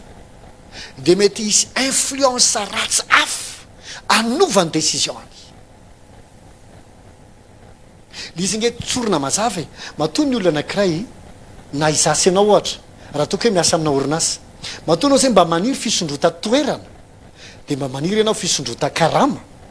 sy fisondrota ny fahampiny mba miampy ny tombotsoa anao dia miampy koa ny fahefanao dia miampy koa ny influence anao ary matoko ny olona mba maniry mba ho lasa ministra ho lasa filoha-pirenena anina toerana ambony haute fonctionnaire amin'ny état dia mba maniry koa zany izy mba azo tombotsoa ambony kokoa mba azo vola misimisy tsy fahatsony zany na izasy ianao samy maniry azy zany mandaigna amiko ireo ianao maniry promotion ny ampiasana fa tsy maniry tombo karama samy maniry fa teny efa nytantara ny fitiavam-bola no fototry ny ratsy tsisy tsy maniry fiainana tsara sy vola sy zavatra tsara ny olona rehetra nefa zay zavadray fandrika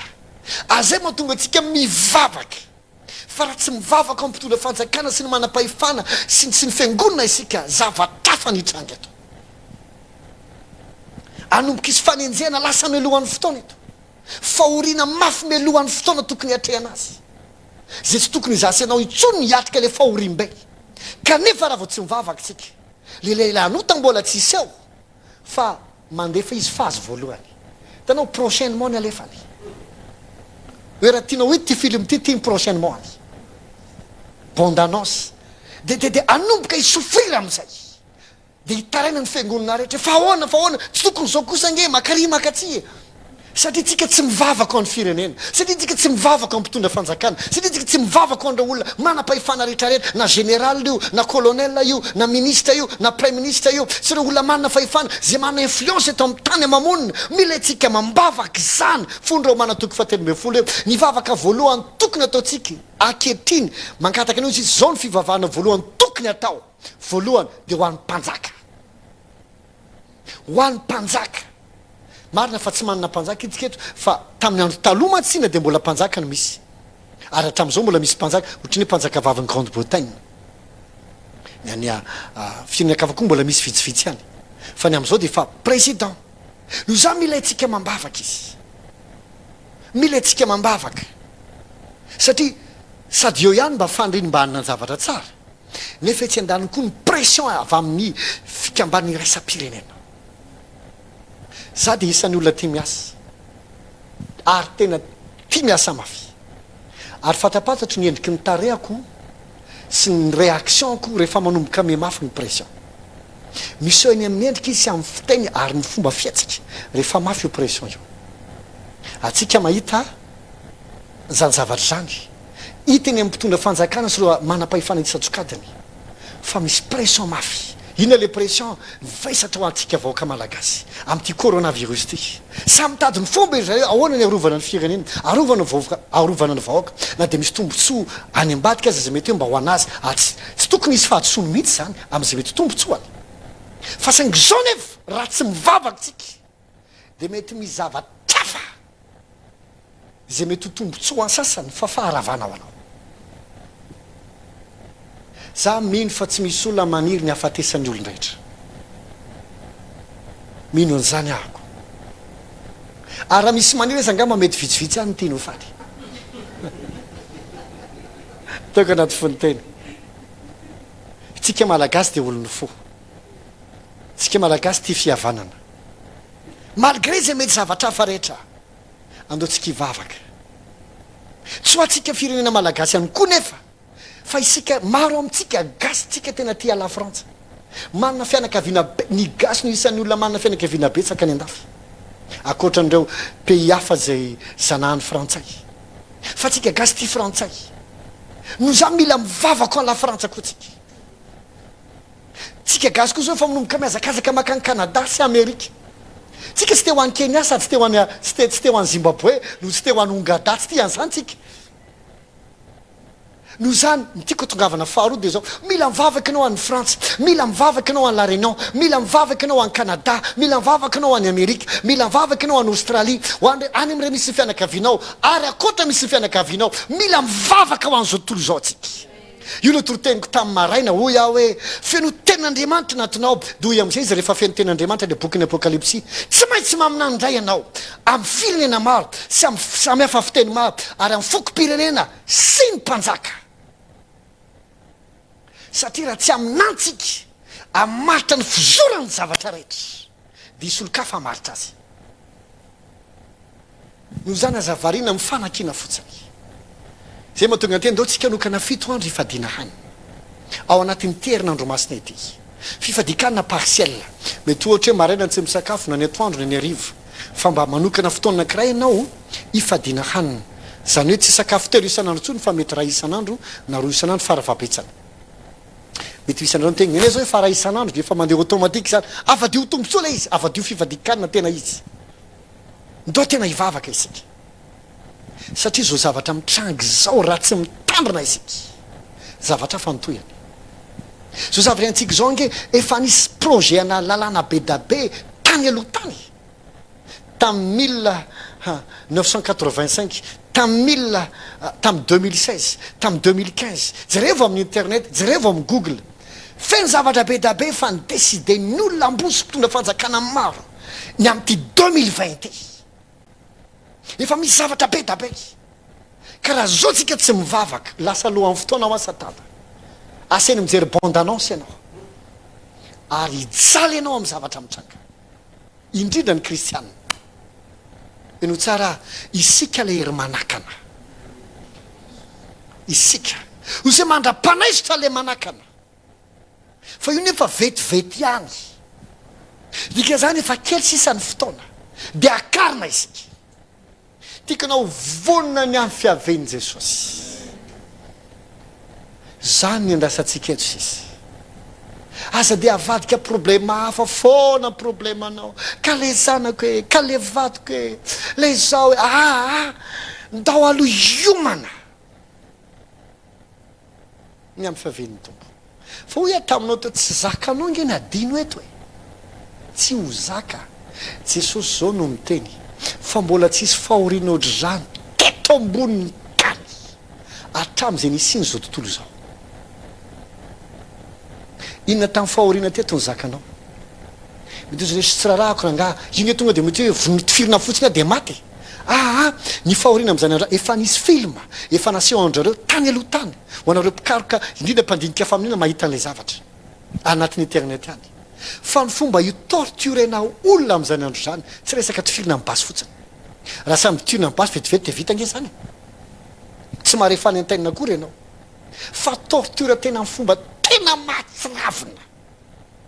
zany hoe atao zay ahela ny fijalianao mba tsy tonga anao faty aingana satria maka plaisir mihitsy izy ny amin'ny fampijaliananao ozy mbola tsisy ohatry zany teto ambonin'ny tany tsy mizara orooro fa mampiomana ny rehetra fa efa miseho ny famantarana efa tapitra ny roa andro ao anatintsika izao eno tsara ny firenen'ny Israely de niverina ho firenena nanomboka tamin'ny 1948 ny génération anankiray de 100 taona ny faharetany ny baiboly no milaza an'izany ozy hoe rehefa afaka efa 100 taona de ho tsaraiko ny taranakao génération efa Andriamanitra ozy izy no mamaly ny elokindray amin'ny zanaka hatramin'ny taranaka fahaefatra taranaka ray égale 100 taona 1948 taranaka rakiray sisa de tapitra amin'ny baolina apivo 100 ny 1948 de anasora le 7 taona tokony 4 taona sisa fo zao rehefa hitanareo ny aviavy fefa manomboka manarotra tsy haiko tsara moa le teny gasy ozy hoe tender ozy izy ny teny anglisy zany hoe rehefa manomboka me malefaka me faible amin'izao vanandro zao zany ny Israely ary efa miandro mafy le signature na paix zay signature zay nefa tsy hitranga raha tsy amin'ny elanelany le 7 taona dia amin'ny 3 taona sy tapa zany hoe manomboka aloha le 7 taona manomboka amin'iny eo manomboka ny signature tsika efa lasa dia rehefa avy eo amin'ny atsasaky ny 7 taona zany amin'ny atsasaky ny herinandro dia hivadika amin'izay le lehilahinota io zay tapitra indray dia ho foanany amin'izay le fifanekena fiadanana le alliance na paix zany dina zavatra hitranga anomboka hitondra fahavetavetana amin'ny tempoly izy hitondra kosoa atao fanatitra amin'ny tempoly izy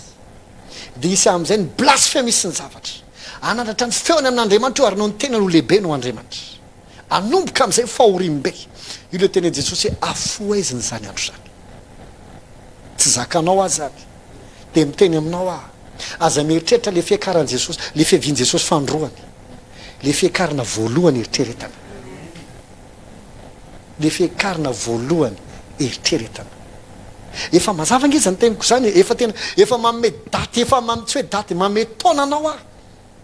efa tsy hitako tsony inona ndre mbola dinao hevitra sovinao eritreritra ny amin'ny zafiafinao efa tsy zafiafy tso zao ny resaka atombotra ny farany zavatra rehetra sa mila vonina isika tena mila vonina alovany antsika le Tesaloniana faharoa toko faharoa tao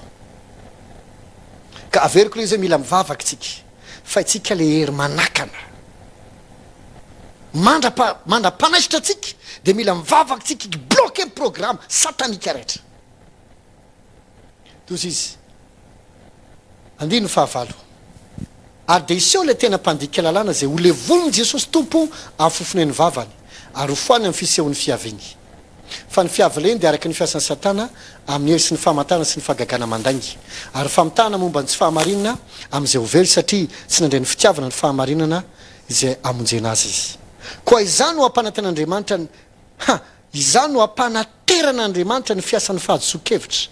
aminy hin'ololaingy mba ho elohana avokoa zay rehetra tsy nino ny marina fa makasitraka ny tsy marina fa izay tsy maintsy misaotra an'Andriamanitra mandrakariva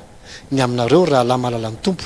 satria Andriamanitra efa nifidy anareo hatramin'ny voalohany ahazo famonjena amin'ny fanamasina ny fanahy sy ny finoana ny marina misaora Jesosy halleluja halleluja dosona difa 10 ka tomoera tsara rahalahy ka zo ny fampianarana natolotra zay nampianarana anareo na tamin'ny tenay na tamin'ny epistily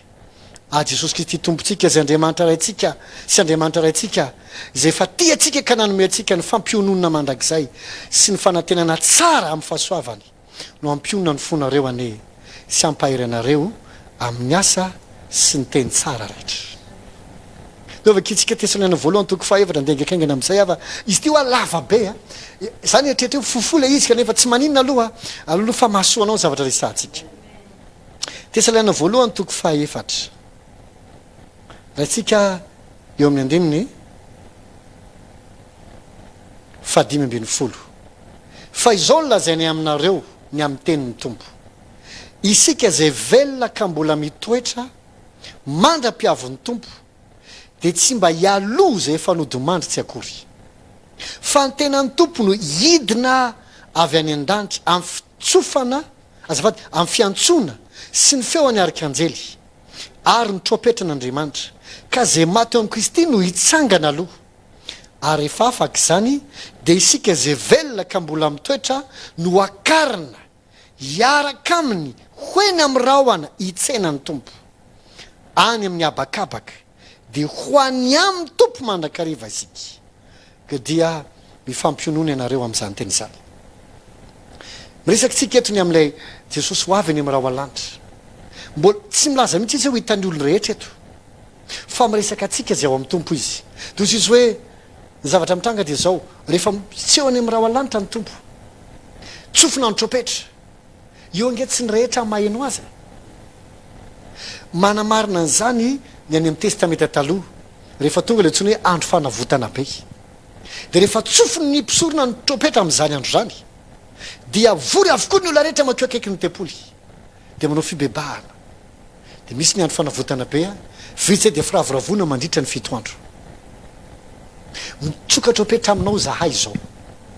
miomana fahoaviny tompo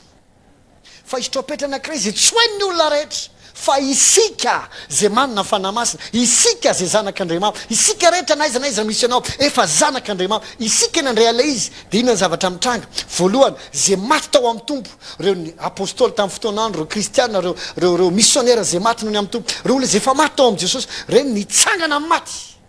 de akarina ho eny amin'ny tompo rehefa zay de isika koa akarina zany rehetrany de hitranga ao anatin'ny ndray mpimaso fa tsy godogodogodo de hoe mitsangany hoe mitsangany ao anatin'ny ndray mpimaso sa de akarina fantatro ny dika le teny hoe akarina le amin'ny 9:70 io zay rehefa afaka zany isika zay velona ka mbola mitoetra no akarina hiaraka aminy hoeny amin'ny rahona hitsena ny tompo eny amin'ny abakabaka dika le teny hoe akarina amin'ny teny grika de hoe harpazo ndikany harpazo de hoe alaina ao anatin'ny ray mpimaso ka entina miakatra ohatran'izay fotsiny zany de lasa ianao rapturose zareo amin'ny teny anglisy akarina isika de ny tompony amin'ny abakabaka tsy ty abakabaka ty fa any ambony any amin'ny raha ho any lanitra any tsy ty tamaso ty fa le any amin'ny lanitra fahatelo iseho eny Jesosy te hitatsika de tsika akarina any vetivety monjy de antsika tsy ty vatatsika ty nefa ny miakatra any fa hovainy ty vatatsika ty ao anatin'ny ray mpimaso dovaketsika ny Korintiana voalohany toko 5:10 manazava an'izany Korintiana voalohany toko 5:10 andiny faraky amin'ny 10 manomboka raisitsika Korintiana voalohany toko 5:10 andiny faraky amin'ny 10 zao nolazainy ino zava-miafina no ambarako aminareo tsy ody mandry avokoa isika rehetra mazava azy misy efa maty ary avy fotoana iseny amin'ny raha lanitra Jesosy misy olona mbola velona zay mahatonga azy miteny tsy ody mandry avokoa isika rehetra fa vetivety tony ny indray mpimaso rehefa maneno ny tropetra farany de ovana isika rehetra fa ho tsofina ny tropetra ary ny maty atsangana tsy ho lo intsony ary isika hovana fa ity mety lo ity ty vatanyity zany tsy maintsy hitafy ny tsy fahalovana ary ity mety maty ity tsy maintsy hitafy ny tsy fahafatesina raha amin'ny teny frantsay de hoe immortalité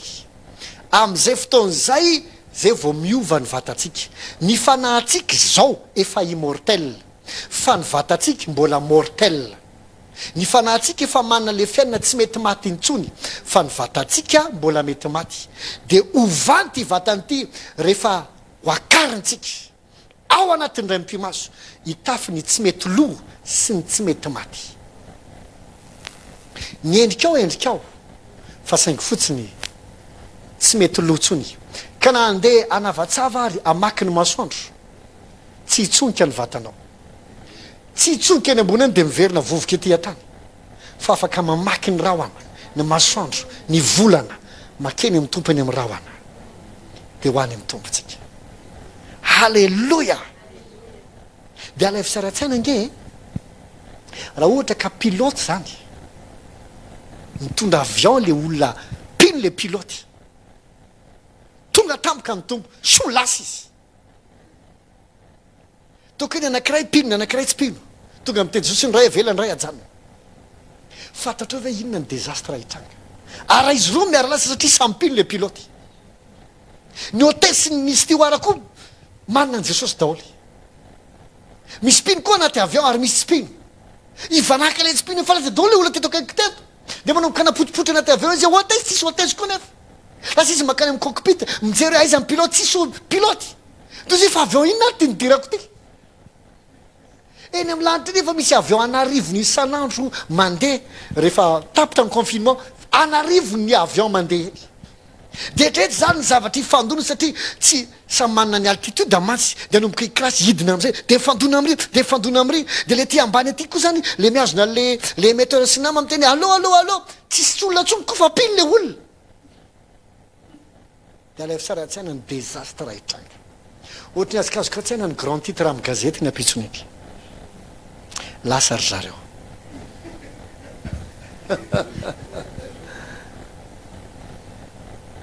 dia eo amin'izay leo aloha tsisy adosony aloha ho anankiray amin'izay tsika rehetra dia hitsangana le lehilahinota dia na zavatra hitranga isy amin'izay ny fivavahana anankiray vola anankiray iombonana na hoe ekônomi iray système politika anankiray iombonana ao anaty baiboly zany dia ovaka itsika apokalypsy toko 17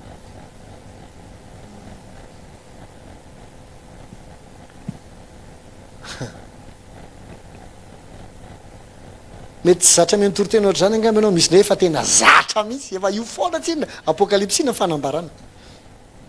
fa mety misy tsy zatra fa ny fianona fampianana tahaka zao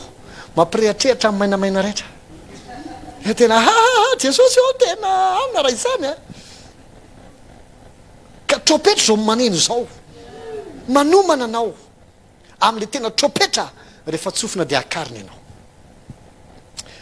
ozy hoe apokalypsy toko 17 ny amin'ny biby roa zay mpanompony dragona ary hitako fa indro nisy bibidia niakatra avy tamin'ny ranomasina nanana tandroka 10 sy loha 7 ary tamin'ny tandrony dia nisy diadema 10 ary tamin'ny lohany dia nisy anarana fitenenany ratsy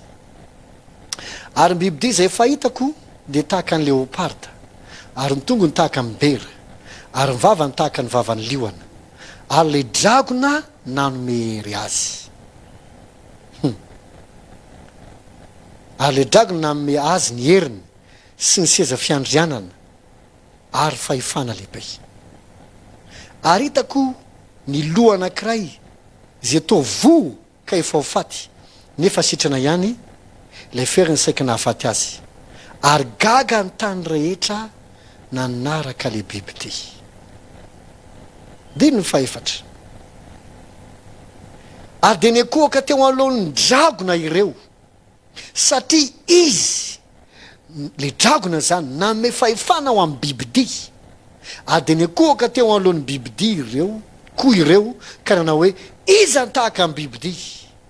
ary iza mahay miady aminy satria amin'izany andrano ny bibidi le dragona mame azy force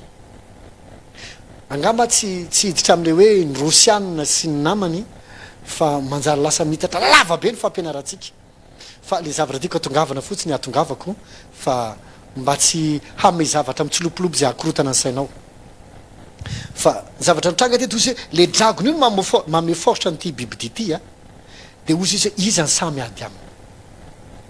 fozy nomena lela miteny zavatra miopapana sy fitenenan-dratsy izy ary name fahefana mba hiasa 2 volana firy azafady 2 volana zany moa reo olona firy taona mba ataovy angakaigny anao enkajy 42 fois 12 2 volana 3 ans et demi zany telo taona sy tapany azonao amizay le tiako tenena am'le 7 taona de telo taona sy tapany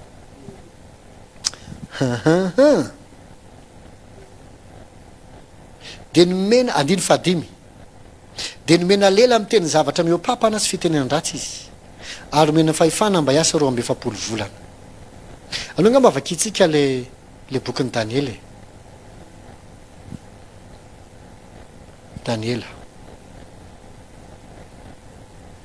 Daniela toko 7 de aveo tsika iverina amin'ny apokalypsy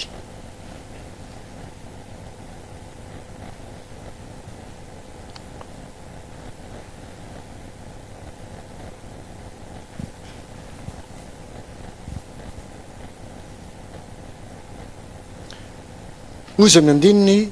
7 Daniela toko 7 andiny 7 ary anorina fanekena ho herinandro amin'ny maro izy ary ampitsahatra ny fanatitra alatsadra sy ny fanatitra hafa hatramin'ny atsasaky ny herinandro ary ny elatry ny fahavetavetana no ny avian'ny mpandrava hatramin'ny fahafonganana voatendry zay ahidina amin'ny mpandrava rehefa maky anty Daniela toko 7 tena dia mahita le tandroka kely de io le tandroka kely eo izy a hanorona fanekena herinandro amin'ny maro zany hoe eo am'izay zany mandeha le resaka convention anape am'le tandroka kely sy ny israely mandritry ny herinandro égale fito taona ray andro égale ray taona zay ny dikany eto de izy hoe hatramin'ny atsasaky ny herinandro izy zany a de anao convention anape fa raha vao vita ny atsasaky ny herinandro zany hoe après telo taona sy tapany le 2 volana de izy hoe ampitsahatra ny fanatitra latsadra sy ny fanatitra hafa hatramin'ny atsasaky ny herinandro izy ary nelatry ny fahavetavetana ny aven'ny mpandrava hatramin'ny fahafangana voatendry zay ahidina amin'ny mpandrava hitanao zany le telo taona sy tapany voalohany zany de ohatrany hoe izy filaminana be satria eo zany israely firenena israely sy le tandroka kely izy fanekena accordena am'izay ny hoe aleo tsy ampahorina antsony israely aoka zay ny combat visy havanana fa misy am'izay le convention anape am'izay andro zay tsy edotsonytsika satria io ny fetomboany io ny fetomboany de isy am'izay manomboka eo nouvel ordre mondial zao am'izay ny fitsipiky ny tany sy ny firenena rehetra do iverinantsika le boky ny apokalypsy misy tsy mety ino baiboly mihitsy afaka tsy mino nge ianao afaka tsy mino zay tenenao fa tsy afaka tsy ino zay hita masonao am'izay anao no zany mba endry ny endry matinjo ny loza ka mihery ny herenao de ao am' jesosy reryandry apokalypsy toko 17 tsika iverina andininy fa folo adi fasivy raha misy manatsofinao kiziaino raha misy mambabo de mba ho babona kosa izy ary raha misy mamono amin'ny sabatra de tsy maintsy ho vonona amin'ny sabatra kosa izy indro no faharetan'ny olona masina indro no faharetana sy ny finoan'ny olona masina ary hitako fa indro nisy bibidia raiko niakatra avy tamin'ny tany ary natandroka roa tahaka ny zanak'ondry izy sady ny teny tahaka ny dragona ary ny fahefana rehetra nanana amin'ny bibidia voalohany dia aseho any eo anatrehany ary ny tany mba am'izay monina eo dia asainy miankohaka eo anoloan'le bibidia voalohany izay efa sitrana tamin'le feriny saika nahafaty azy ary manao famantarana lehibe izy ka dia nampidina afo avy tany an-danitra ho amin'ny tany teo mason'ny olona azy ary namitaka zay monina ambon'ny tany izy amin'ny famantarana izay nomena ary atao eo mason'ny bibidia sady milaza am'izay monina ambon'ny tany koa mba hanao sary ho an'ny bibidia zay voan'ny sabatra nefa velona ihany andiny fa 5 tiako hamaky tsara anao eto hatramin'ny 5 ary navela hanisy aina ny sariny bibidia izy mba hateny ny sariny bibidia ary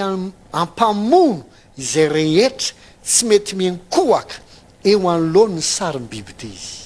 ampamono zay rehetra tsy mety miankohaka eo anoloany ny sariny bibidia izy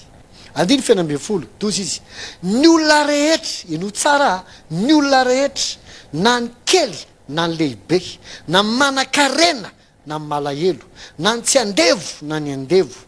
de ampandraisy ny marika eo amin'ny tanany akavanana na eo amin'ny andriny avokoa ahoany amataranao hoe ity ary le marika avy amin'ny bibidia satria nampanan-karena na manitra na andevo na tsy andevo na iza zany de izy aseny mandray ny marika io efa manomboka mialany izy tika efa misy lanina mivoaka ny andafy any any firenenankiray zay hoe zay tsy manaiky anyty satria problema zany ny corona zao de hoe zay tsy manaiky ny vaksiny zay omena azy dia tsy mahazo mividy izy sady tsy mahazo mivarotra aloha vakitsika aloha hoe ahoany amataranao ity le zavatra ity ary le izy le marika ao apetraka no zay tsy maintsy manaka an'io daholo aseny manaka an'io na kely na lehibe na manaka eny na malahelo na ny andevona tsy andevona dia ampandraisina marika eo amin'ny tanany akavanana na eo amin'ny andriny. andiny fa 17 ity na matarinao zany ity le izy mba tsy isy hahazo mividy na mivarotra afa-dy zay manana ny marika dia ny anaran'ny bibidia na ny isan'ny anarany. tsy mahazo mividy, tsy mahazo mivarotra raha tsy manana le marika. afaka amin'izay amin'ny internet le hoe ID 2020 zany hoe identité 2020. inona ny tanjona? ny olona rehetra ametrahana puce ary anatin'ny puce io rehefa jerena dia misy chiffre zay voalazany andiny 17 manao hoe indro ny fahendrena aoka zay manatsaina anisany isan'ny bibidia fa fanisan'ny olona zany ary 960 no isany 666 sisy anankitelo.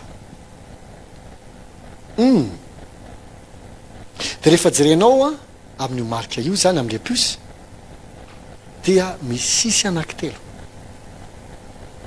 isan'ny fomba ampidirana ny puce io dia ny vaksiny. mety manerina be zao zavatra resahako zao tsy ny vaksiny rehetra nefa so dia zay vaksiny zany non tsy ny vaksiny rehetra fa ny tanjony eto dia zao anana tsy mila karapanondrotsony, tsy mila permis, tsy mila passeport fa ity puce ity napetaka dia efa ao anatin'iny mombanao rehetra dia mifandray amin'iny daholy na ny compte bancaire anao na ny ino tizy teo na ny zay rehetra mikasika anao zay momba anao rehetra dia relie amin'iny. tsy vao zao zany vao misy tompoko efa manao farandra tamin'ny Norvège dia misy an'izany hitako tamin'ny télé tamin'iza tany andafina hita an'izany tamin'ny télé dia misy olona hoe izy ny manaiky anaovana le essai dia nametraha dia amin'ny tanana kavanana le izy na amin'ny andriny tsy amin'ny telefona na fa amin'ny tanana dia rehefa hividy zavatra ianao dia iny fotsiny taminao fotsiny apasona kitsinga dia efa vita amin'ny paiement. tsy mila mitondra vola mandehandeha mandeha TGV anao dia tanana fotsiny kitsinga na andrina kitsika dia zay ao anatin'iny daholo ny mombanao rehetra ary teny zava-doza ao anatiny. ohatr'izao le zava-doza tsy zany nampianatra an'izao voalohany efa be da be mpanompon'Andriamanitra mampianatra an'izany iran-tany ny paster maholo efa mampianatra an'izany isan'andro fa iny ety mety vaovao aminao nga raha to vaovao aminao izy dia anao zany tsy dia nanaraka vaovao fa efa zavatra iran-tany zany ary efa mana proof fa efa kely sisa satria amin'ny fotoana tonga zay dia ny dikan'izay tokony tsy ho eto tsony ianao fa raha mbola eto ianao dia adino ianao ny dikan'izany.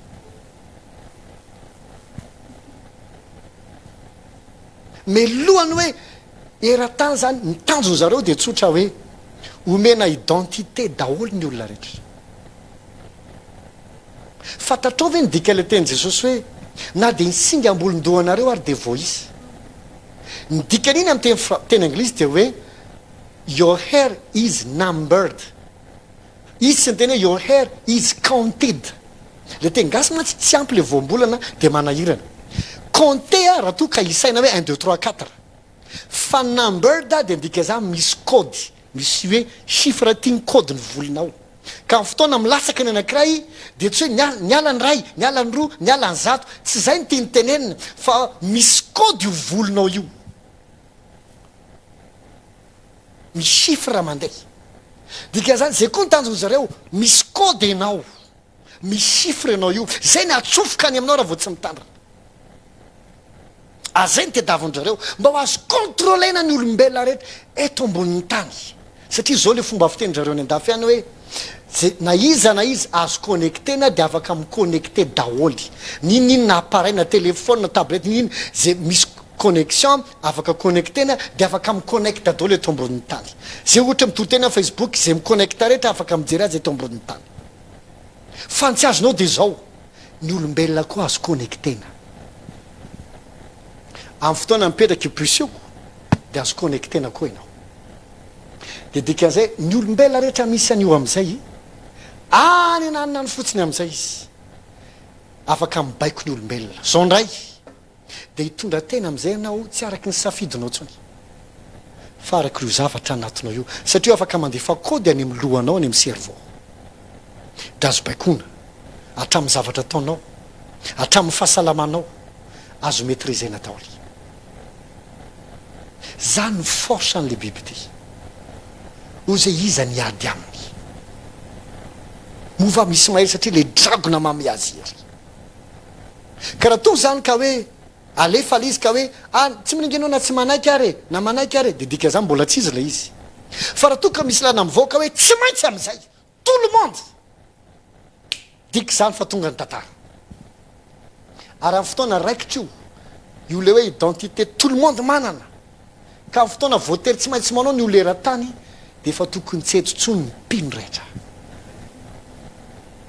fa raha diny hoe tenao robot ny efaranao na ianao manaiky kanefa zao mivoalazan'ny baiboly raha misy manaiky anio mariky ny bibidy io araky ny voalaza ny apokalipsy toko 5:12 de ny fahatezerin'andriamanitra zay tsy miaroaro na inona tsy afangaron'andriamanitra zavatra hafa ny fahatezerina tonga de fahatezerina 100% tsy izy fangaro zay no hiatra am'le olona zay manana mariky ny bibidy ary araka ao atsipy anaty farimy retafo izy sy ny bibidy ao arina le andro ny tompo le arivo taona zany ao arina le aramagedona tapitry ny arivo taona direct aramagedona ngeza be vitsy zay de atsipy anaty farimy retrafo bibidy mpamina ny sandoka sy reo rehetra zay nanaraka azy sy manana marika amin'ny tanana amin'ny androny dikan'izany tsy misangy amin'izany andriamanitra tsy misangy zay no mahatonga antsika mila mivavaka ho an'ny firenetsika soany zao tontolo zao tsy maintsy voatory aloha ny filazany tsara voatoko mitrangy zany tsy maintsy fa ho amantsy anao hoe tady andeha melohan'ny fotoana satana tady ampahorin'ny olona melohan'ny fotoana fa izy hoe misy fotoanandro izy mandra-panaisitra le misakana aloha io zany raha mbola eto tsika tsy tokony hitrangy zany amin'ny fomba hoana mila mivavaka tsika ito zany tsy ain'andriamanitra manakana an'io hoe io nge andriamanitra rehefa manakana de voasaka an'io hoe non ain'andriamanitra manakana azy fa mila atsika andriamanitra hivavaka ny resaka pandemie nge tsy vao zao vao nisy tiako tenena aminao miprograma andemonitsy zao vao nisy efa imbetsaka azy zareo no te hitante am'ty zavatra ty fa vao may mesarotra le izy satria mebetsaka koa ny lehilahin'andriamanitra mebetsaka koa ny vehivavin'andriamanitra mebetsaka ny mpino me miangona ny force me maro reo no mibloke ny force diabolika tsy anao sitrapony fa rehefa asorintsika zay izy vao manao ny tiany atao ary manomboka amin'ny convention anabe de mody laza fiadanana izy fa rombe efapolo volana ihany de vadik'olo kafa am'izay izy zay le tenen'i jesosy hoe nafoaiziny zany andro zany fa raha fitotoana ray manontolo ny fijaliana na de ny olobofidy azy tsy voavonjy izy le olobofidy ny Israely tantara be zany ka za de miteny aminao aza mieritreritra le jesosy ny misehoany amin'ny raha hoalany non mila lasa milohan'iny ianao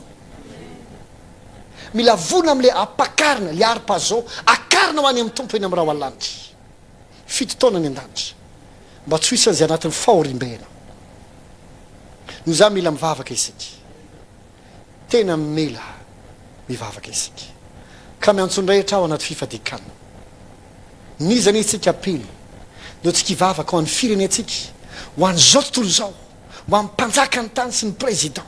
ho amin'ny prime ministre rehetra ho an'ireo manam-pahefana ho an'ny mpanan-karena sy ny olona businessman zay mi-influence ao ambadiky ny zavatra rehetra mila mivavaka tsika itsika le hery manakana mba tsy hanaovan'ny devolo ny sitrapony sady ahafahana mitoro filazantsara aingana de ho avy ny tombo de lasika aza dino tsy zao fiainan'izao no atenaitsika fa mantry indringotsika raha zao fiainan'izao no anatenatsika ny tombo manatenina fiainana tsara lavitra tanana tsara lavitra zay tsy natao tanana ary andriamanitra ny tompo marika any amin'izany ho zany mampirisika ny rehetra hiditra ao anaty fifadikana indrindra ao anatin'ny herinandro masina ity hivavaka ho an'ny firenena rehetra efa nyteneniko taminao teno nge manana havana ny andafa e tsika rehetra samy manana e fa mila mivavaka tsika mila mivavaka isika mila mivavaka mba tsisy eo zany raha tsy lasitsika ka matoky aho fa voarainao ny afatra ary manantena atsika rehetra isan'andro misy vavaka ataotsika rehefa amin'ny ena sasamaraina misy ten'andriamanitra amin'ny facebook a amin'ity compte edi Patrick Andrinarivo ty sy amin'ny ino ty zao radio 97.4 misy koa ny amin'ny 12 sasany atoandro ary misy koa ny amin'ny ino ty zao ny amin'ny 5 sasany arivo de le isaky ny 5 sasany ariva de herinandro masina ifandimy eo ny pastera izahay ifandimy eto daholy ampahery atsika hivavaka ao atsika fotoambavaka io fotoambavaka ny trano aza atao an'le mba alefaso kely le facebook nareo e mba alefaso amin'ny ordinateur mba hafana mahita eo e de sady manao raharaha pastera anake tao ary izy kosa izy de mampime foana tsy zany ny atao ka fotoambavaka io hitanao ohatra le any am-piangonana reny de fenony trano de misy any tokotany de tele iny avoaka ka tsy rehefa hoe mijery tele na ny tokotany ohatra ny tokotany-piangonana na ny am'le efitra anankiray zay tsy misy ale tena mitokoteny fa tele no mipotrano toizana ana de inao sady tsy anao rakitra ny tsy hivavaka fa zay tsy tafiditra tsinonako aza manao an'izany jesosy de laza fa eo avony roa na telo zay miantso ny anarana izy no zany ataovy sereo tsara le izy fa aza lalovina fa hoy aminao kely sisa ny fotoanatsika tena kely sisy tsy fotoana ny zavatra hafa tsony zao amin'iny herinandro iny ampianatra ny fomba eo mananao mbola misy zavatra anankitelo tiako resahana efa laza zavatra telo fa mbola ilaza zavatra telo fanampiny ny amin'ny fomba eo mananao amin'ny fiavian'i Jesosy fa kely sisa efa lasa ny roa andro matoky hafa vonina izy ka hivavaka ao atsika rehetra zahay any atokantrano any zay toerana andrenesanao an'izao fandaharana fotoambavaka izao voalohany hivavaka mba ny fanahy fitiavam-bavaka ao aminao hivavaka ihany koa mba hiala aminao ny fitiavana an'izao tontolo izao ny filamaso ny filanofo sy ny rehaka momba zao fiainana zao satria tsy am'izantsony tsika zao tsy fotoana ny zantsony zao aza ty zao tontolo izao fa fotoana zao zay nitoroteny hatramin'ny maraina andao hifandray amin'ny tombo akaiky andao hitokana tahaka le vehivavy zay niona tamin'ny tombo fa tsotra Nikodemosy tahaka le zanakadala niverina tamin'ny tombo ndao tsika tena hitady ny tombo hivavaka tsika raha eo amin'ity androany ty misaotra anao manokana ny an'za miteny rehetrarehetra ampianarinao anay zany zay manomana anay ny amin'ny fiavinao mampiseho anay ny zava-misy marina amin'izao andro iainanay zao mba tsy hovarimbariny zay mba tsy hovariana ny nofinay sy ny filanana na mety zavatra fa hovonany amin'ny fiavinao amin'izay tsy hipetrapetraka tsy angina hitory anafaingany amin'ny fiavinao fefa meratsy zao fiainana zao meratsy koa ny olona mebetsaka ny mpaniratsira raha eo ndreto zay androany mivavaka zay mangataka mba hidina amin'ny rehetra aminay rehetra mihitsy na iza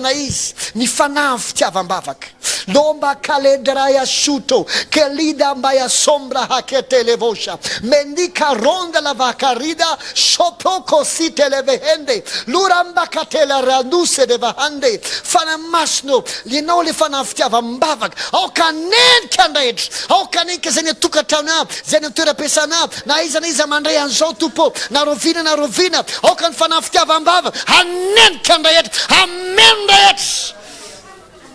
ary ny fanamaloto ny fitiavana n'izao tontolo izao zay mahatonga ny olona varina mirehaka momba ny fiainana sy ny filandrasy ary ny fitiavaka rena maloto roana hiala amin'ny olona rehetra sao ny fanahy n'izao tontolo izao ny fanahy ny filandrasy rehetra ny fanahy fitiavam-pafinaretana ny fanahy ny faniratsirana zay mitady atonga ampiny koa amangatsika amin'ny an'sosy roana hiala amin'izao sao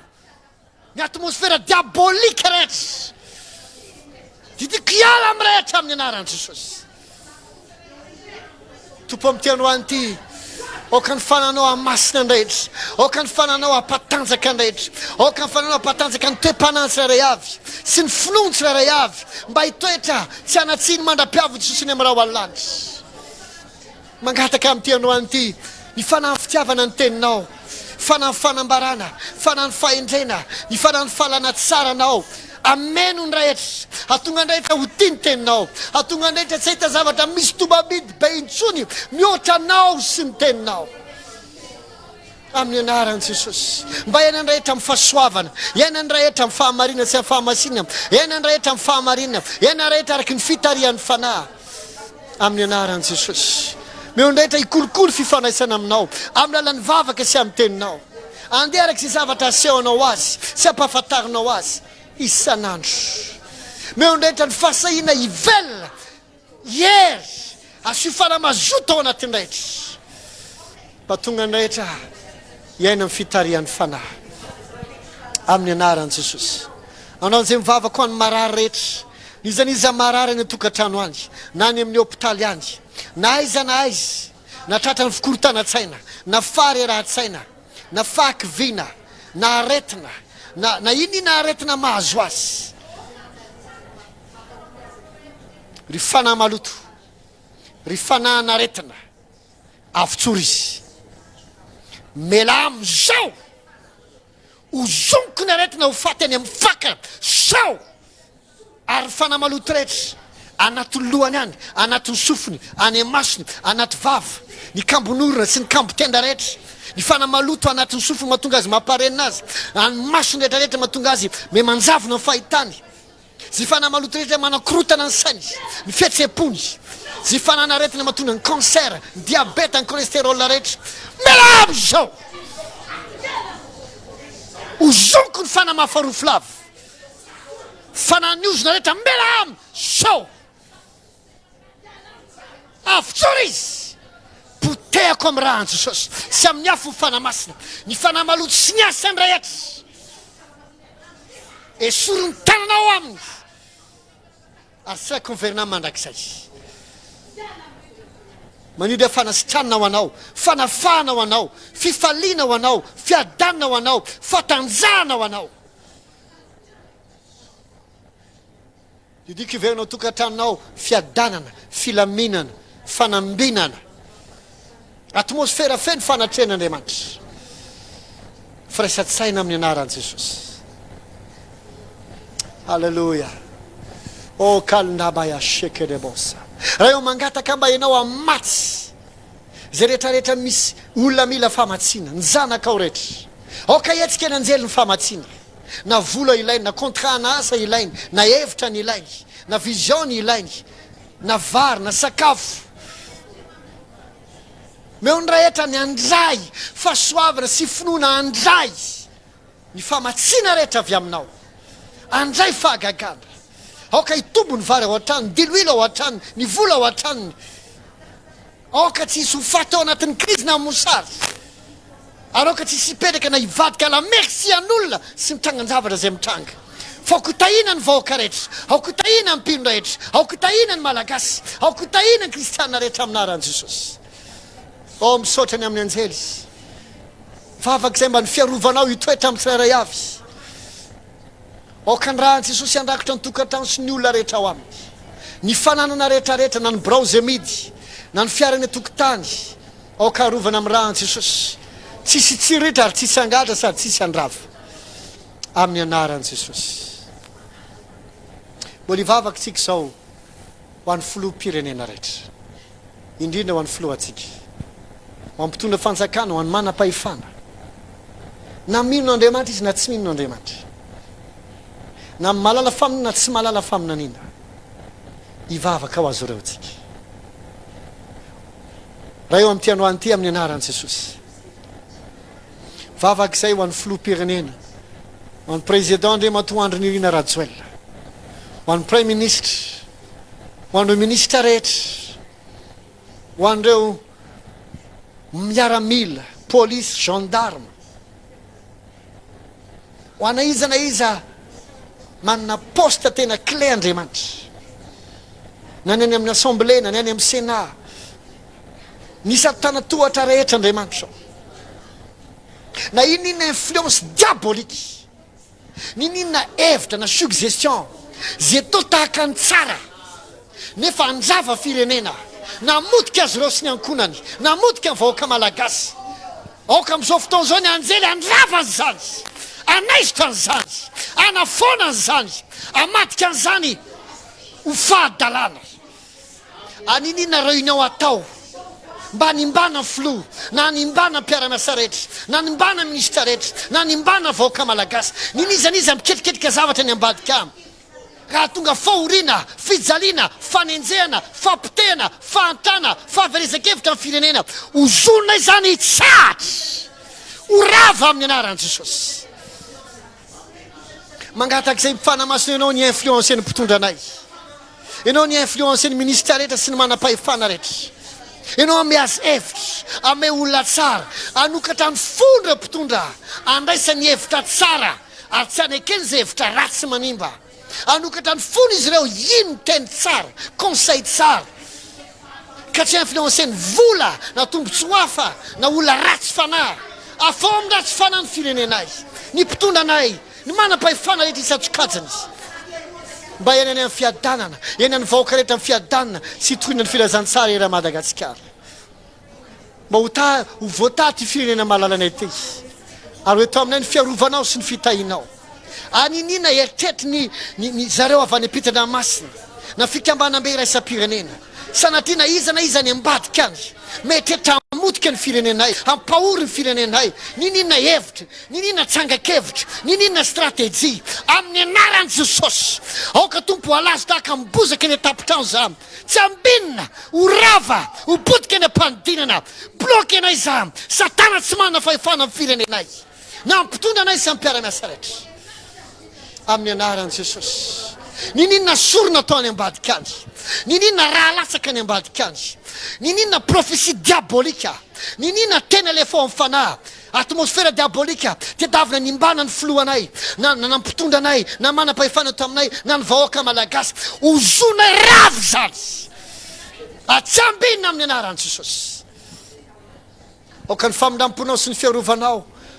amin'ny filoham-pirenena sy ny mpitondra fanjakana ary manam-pahefana rehetra na mpanao politika rehetra aoka le influence avy amin'ny fanamasina aoka ny hosotao anenika ny firenenay aoka ny influence divine ao amin'ny firenenay aoka ny anjely hietsika aoka ny anjely hietsika aoka ny anjely hietsika iresaka hiazona ny zavatra ratsy rehetra aoka tsisy fahafatesana avy amin'ny corona eto aminay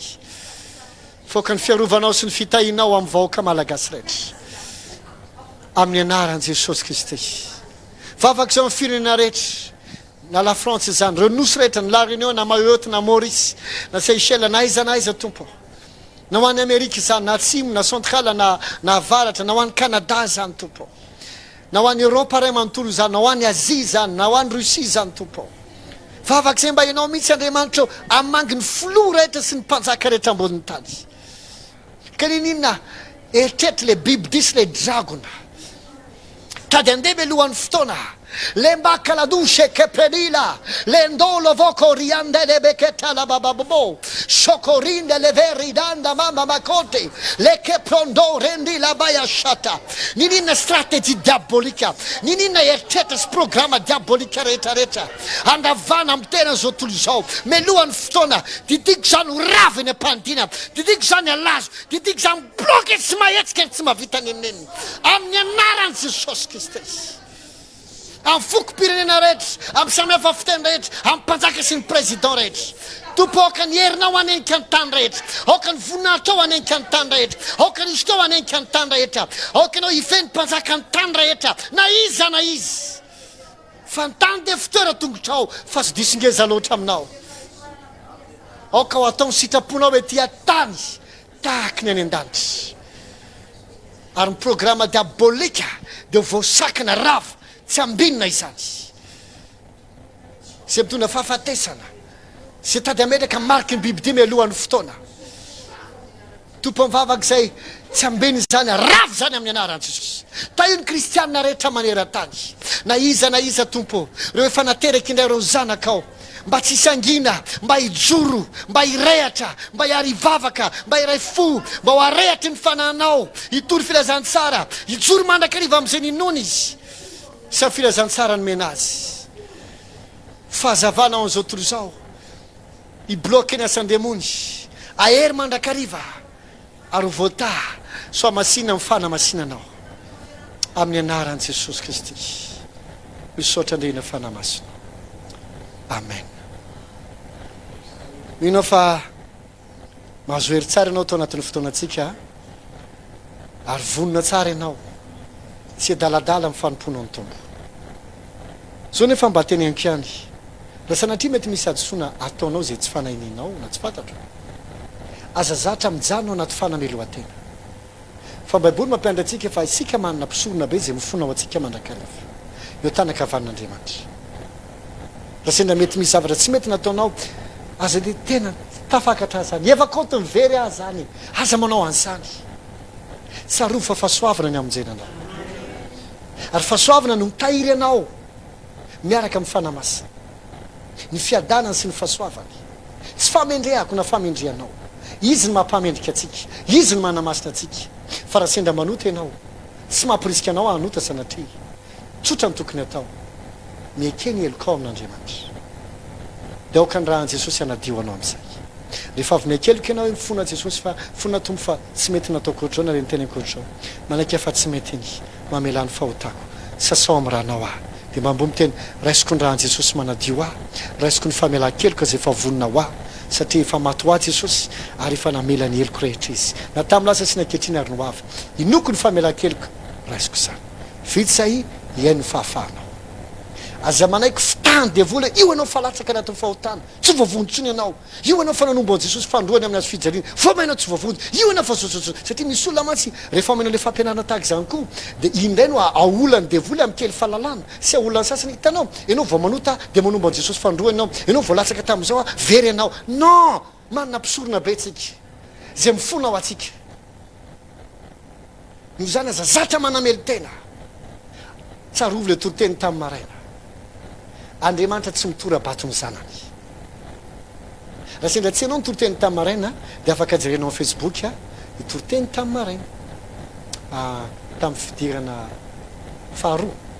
sa fahatelo, fidirana fahatelo, androany alahady fadimy volana marsa, fidirana fahatelo, lay mikasika ny amin'ny intesty eo fitiavan'Andriamanitra. Ino ny vavaka atao rehefa tsy mahavavaka sy ny fitiavan'Andriamanitra. Ino eo anaty Facebook ao. Izany ala izy mba alefa anatin'ny YouTube koa anareo zay mitserina mijery intesty eo Facebook, mba hampahery atsika rehetrarehetra. Miorena amin'ny fahasoavana sy amin'ny fitiavan'Andriamanitra. Ary aza zatra manamely tena lavo. Fa fitany devoly amin'izany ianao. Fa Andriamanitra tsotra tamin'ny testamenta taloha hoe vao manota ny zanany, zanak'olona anankiray, de teneny amin'ny olona, de toram-bato ho faty alaim-baraka. Andriamanitra tsotra zany. Fa rehefa nody ilay zanak'adala, de niazakazaka izy, de ny fininy, de nasenina nampandrona, de nampanoviny kapa, nampanoviny peratra, de nampanoviny fitafiana vaovao. Fosy ty zanako ty fa maty fa velona tray. Andriamanitra tsy torabato, Andriamanitra de mpanangana, Andriamanitra de fitiavana. Zay ny fotoanantsika rehetrarehetra, samy mitombo amin'ny fahasoavana. Mitsodrano anao ahery mandrakariva aminao any an-tanany tombo. Ny tavan'Andriamanitra mirapiratra aminao, kalmeanao fiadanana. Tsisy fahafatesina tampoka mahazo mitranga aminao sy ny ankonanao.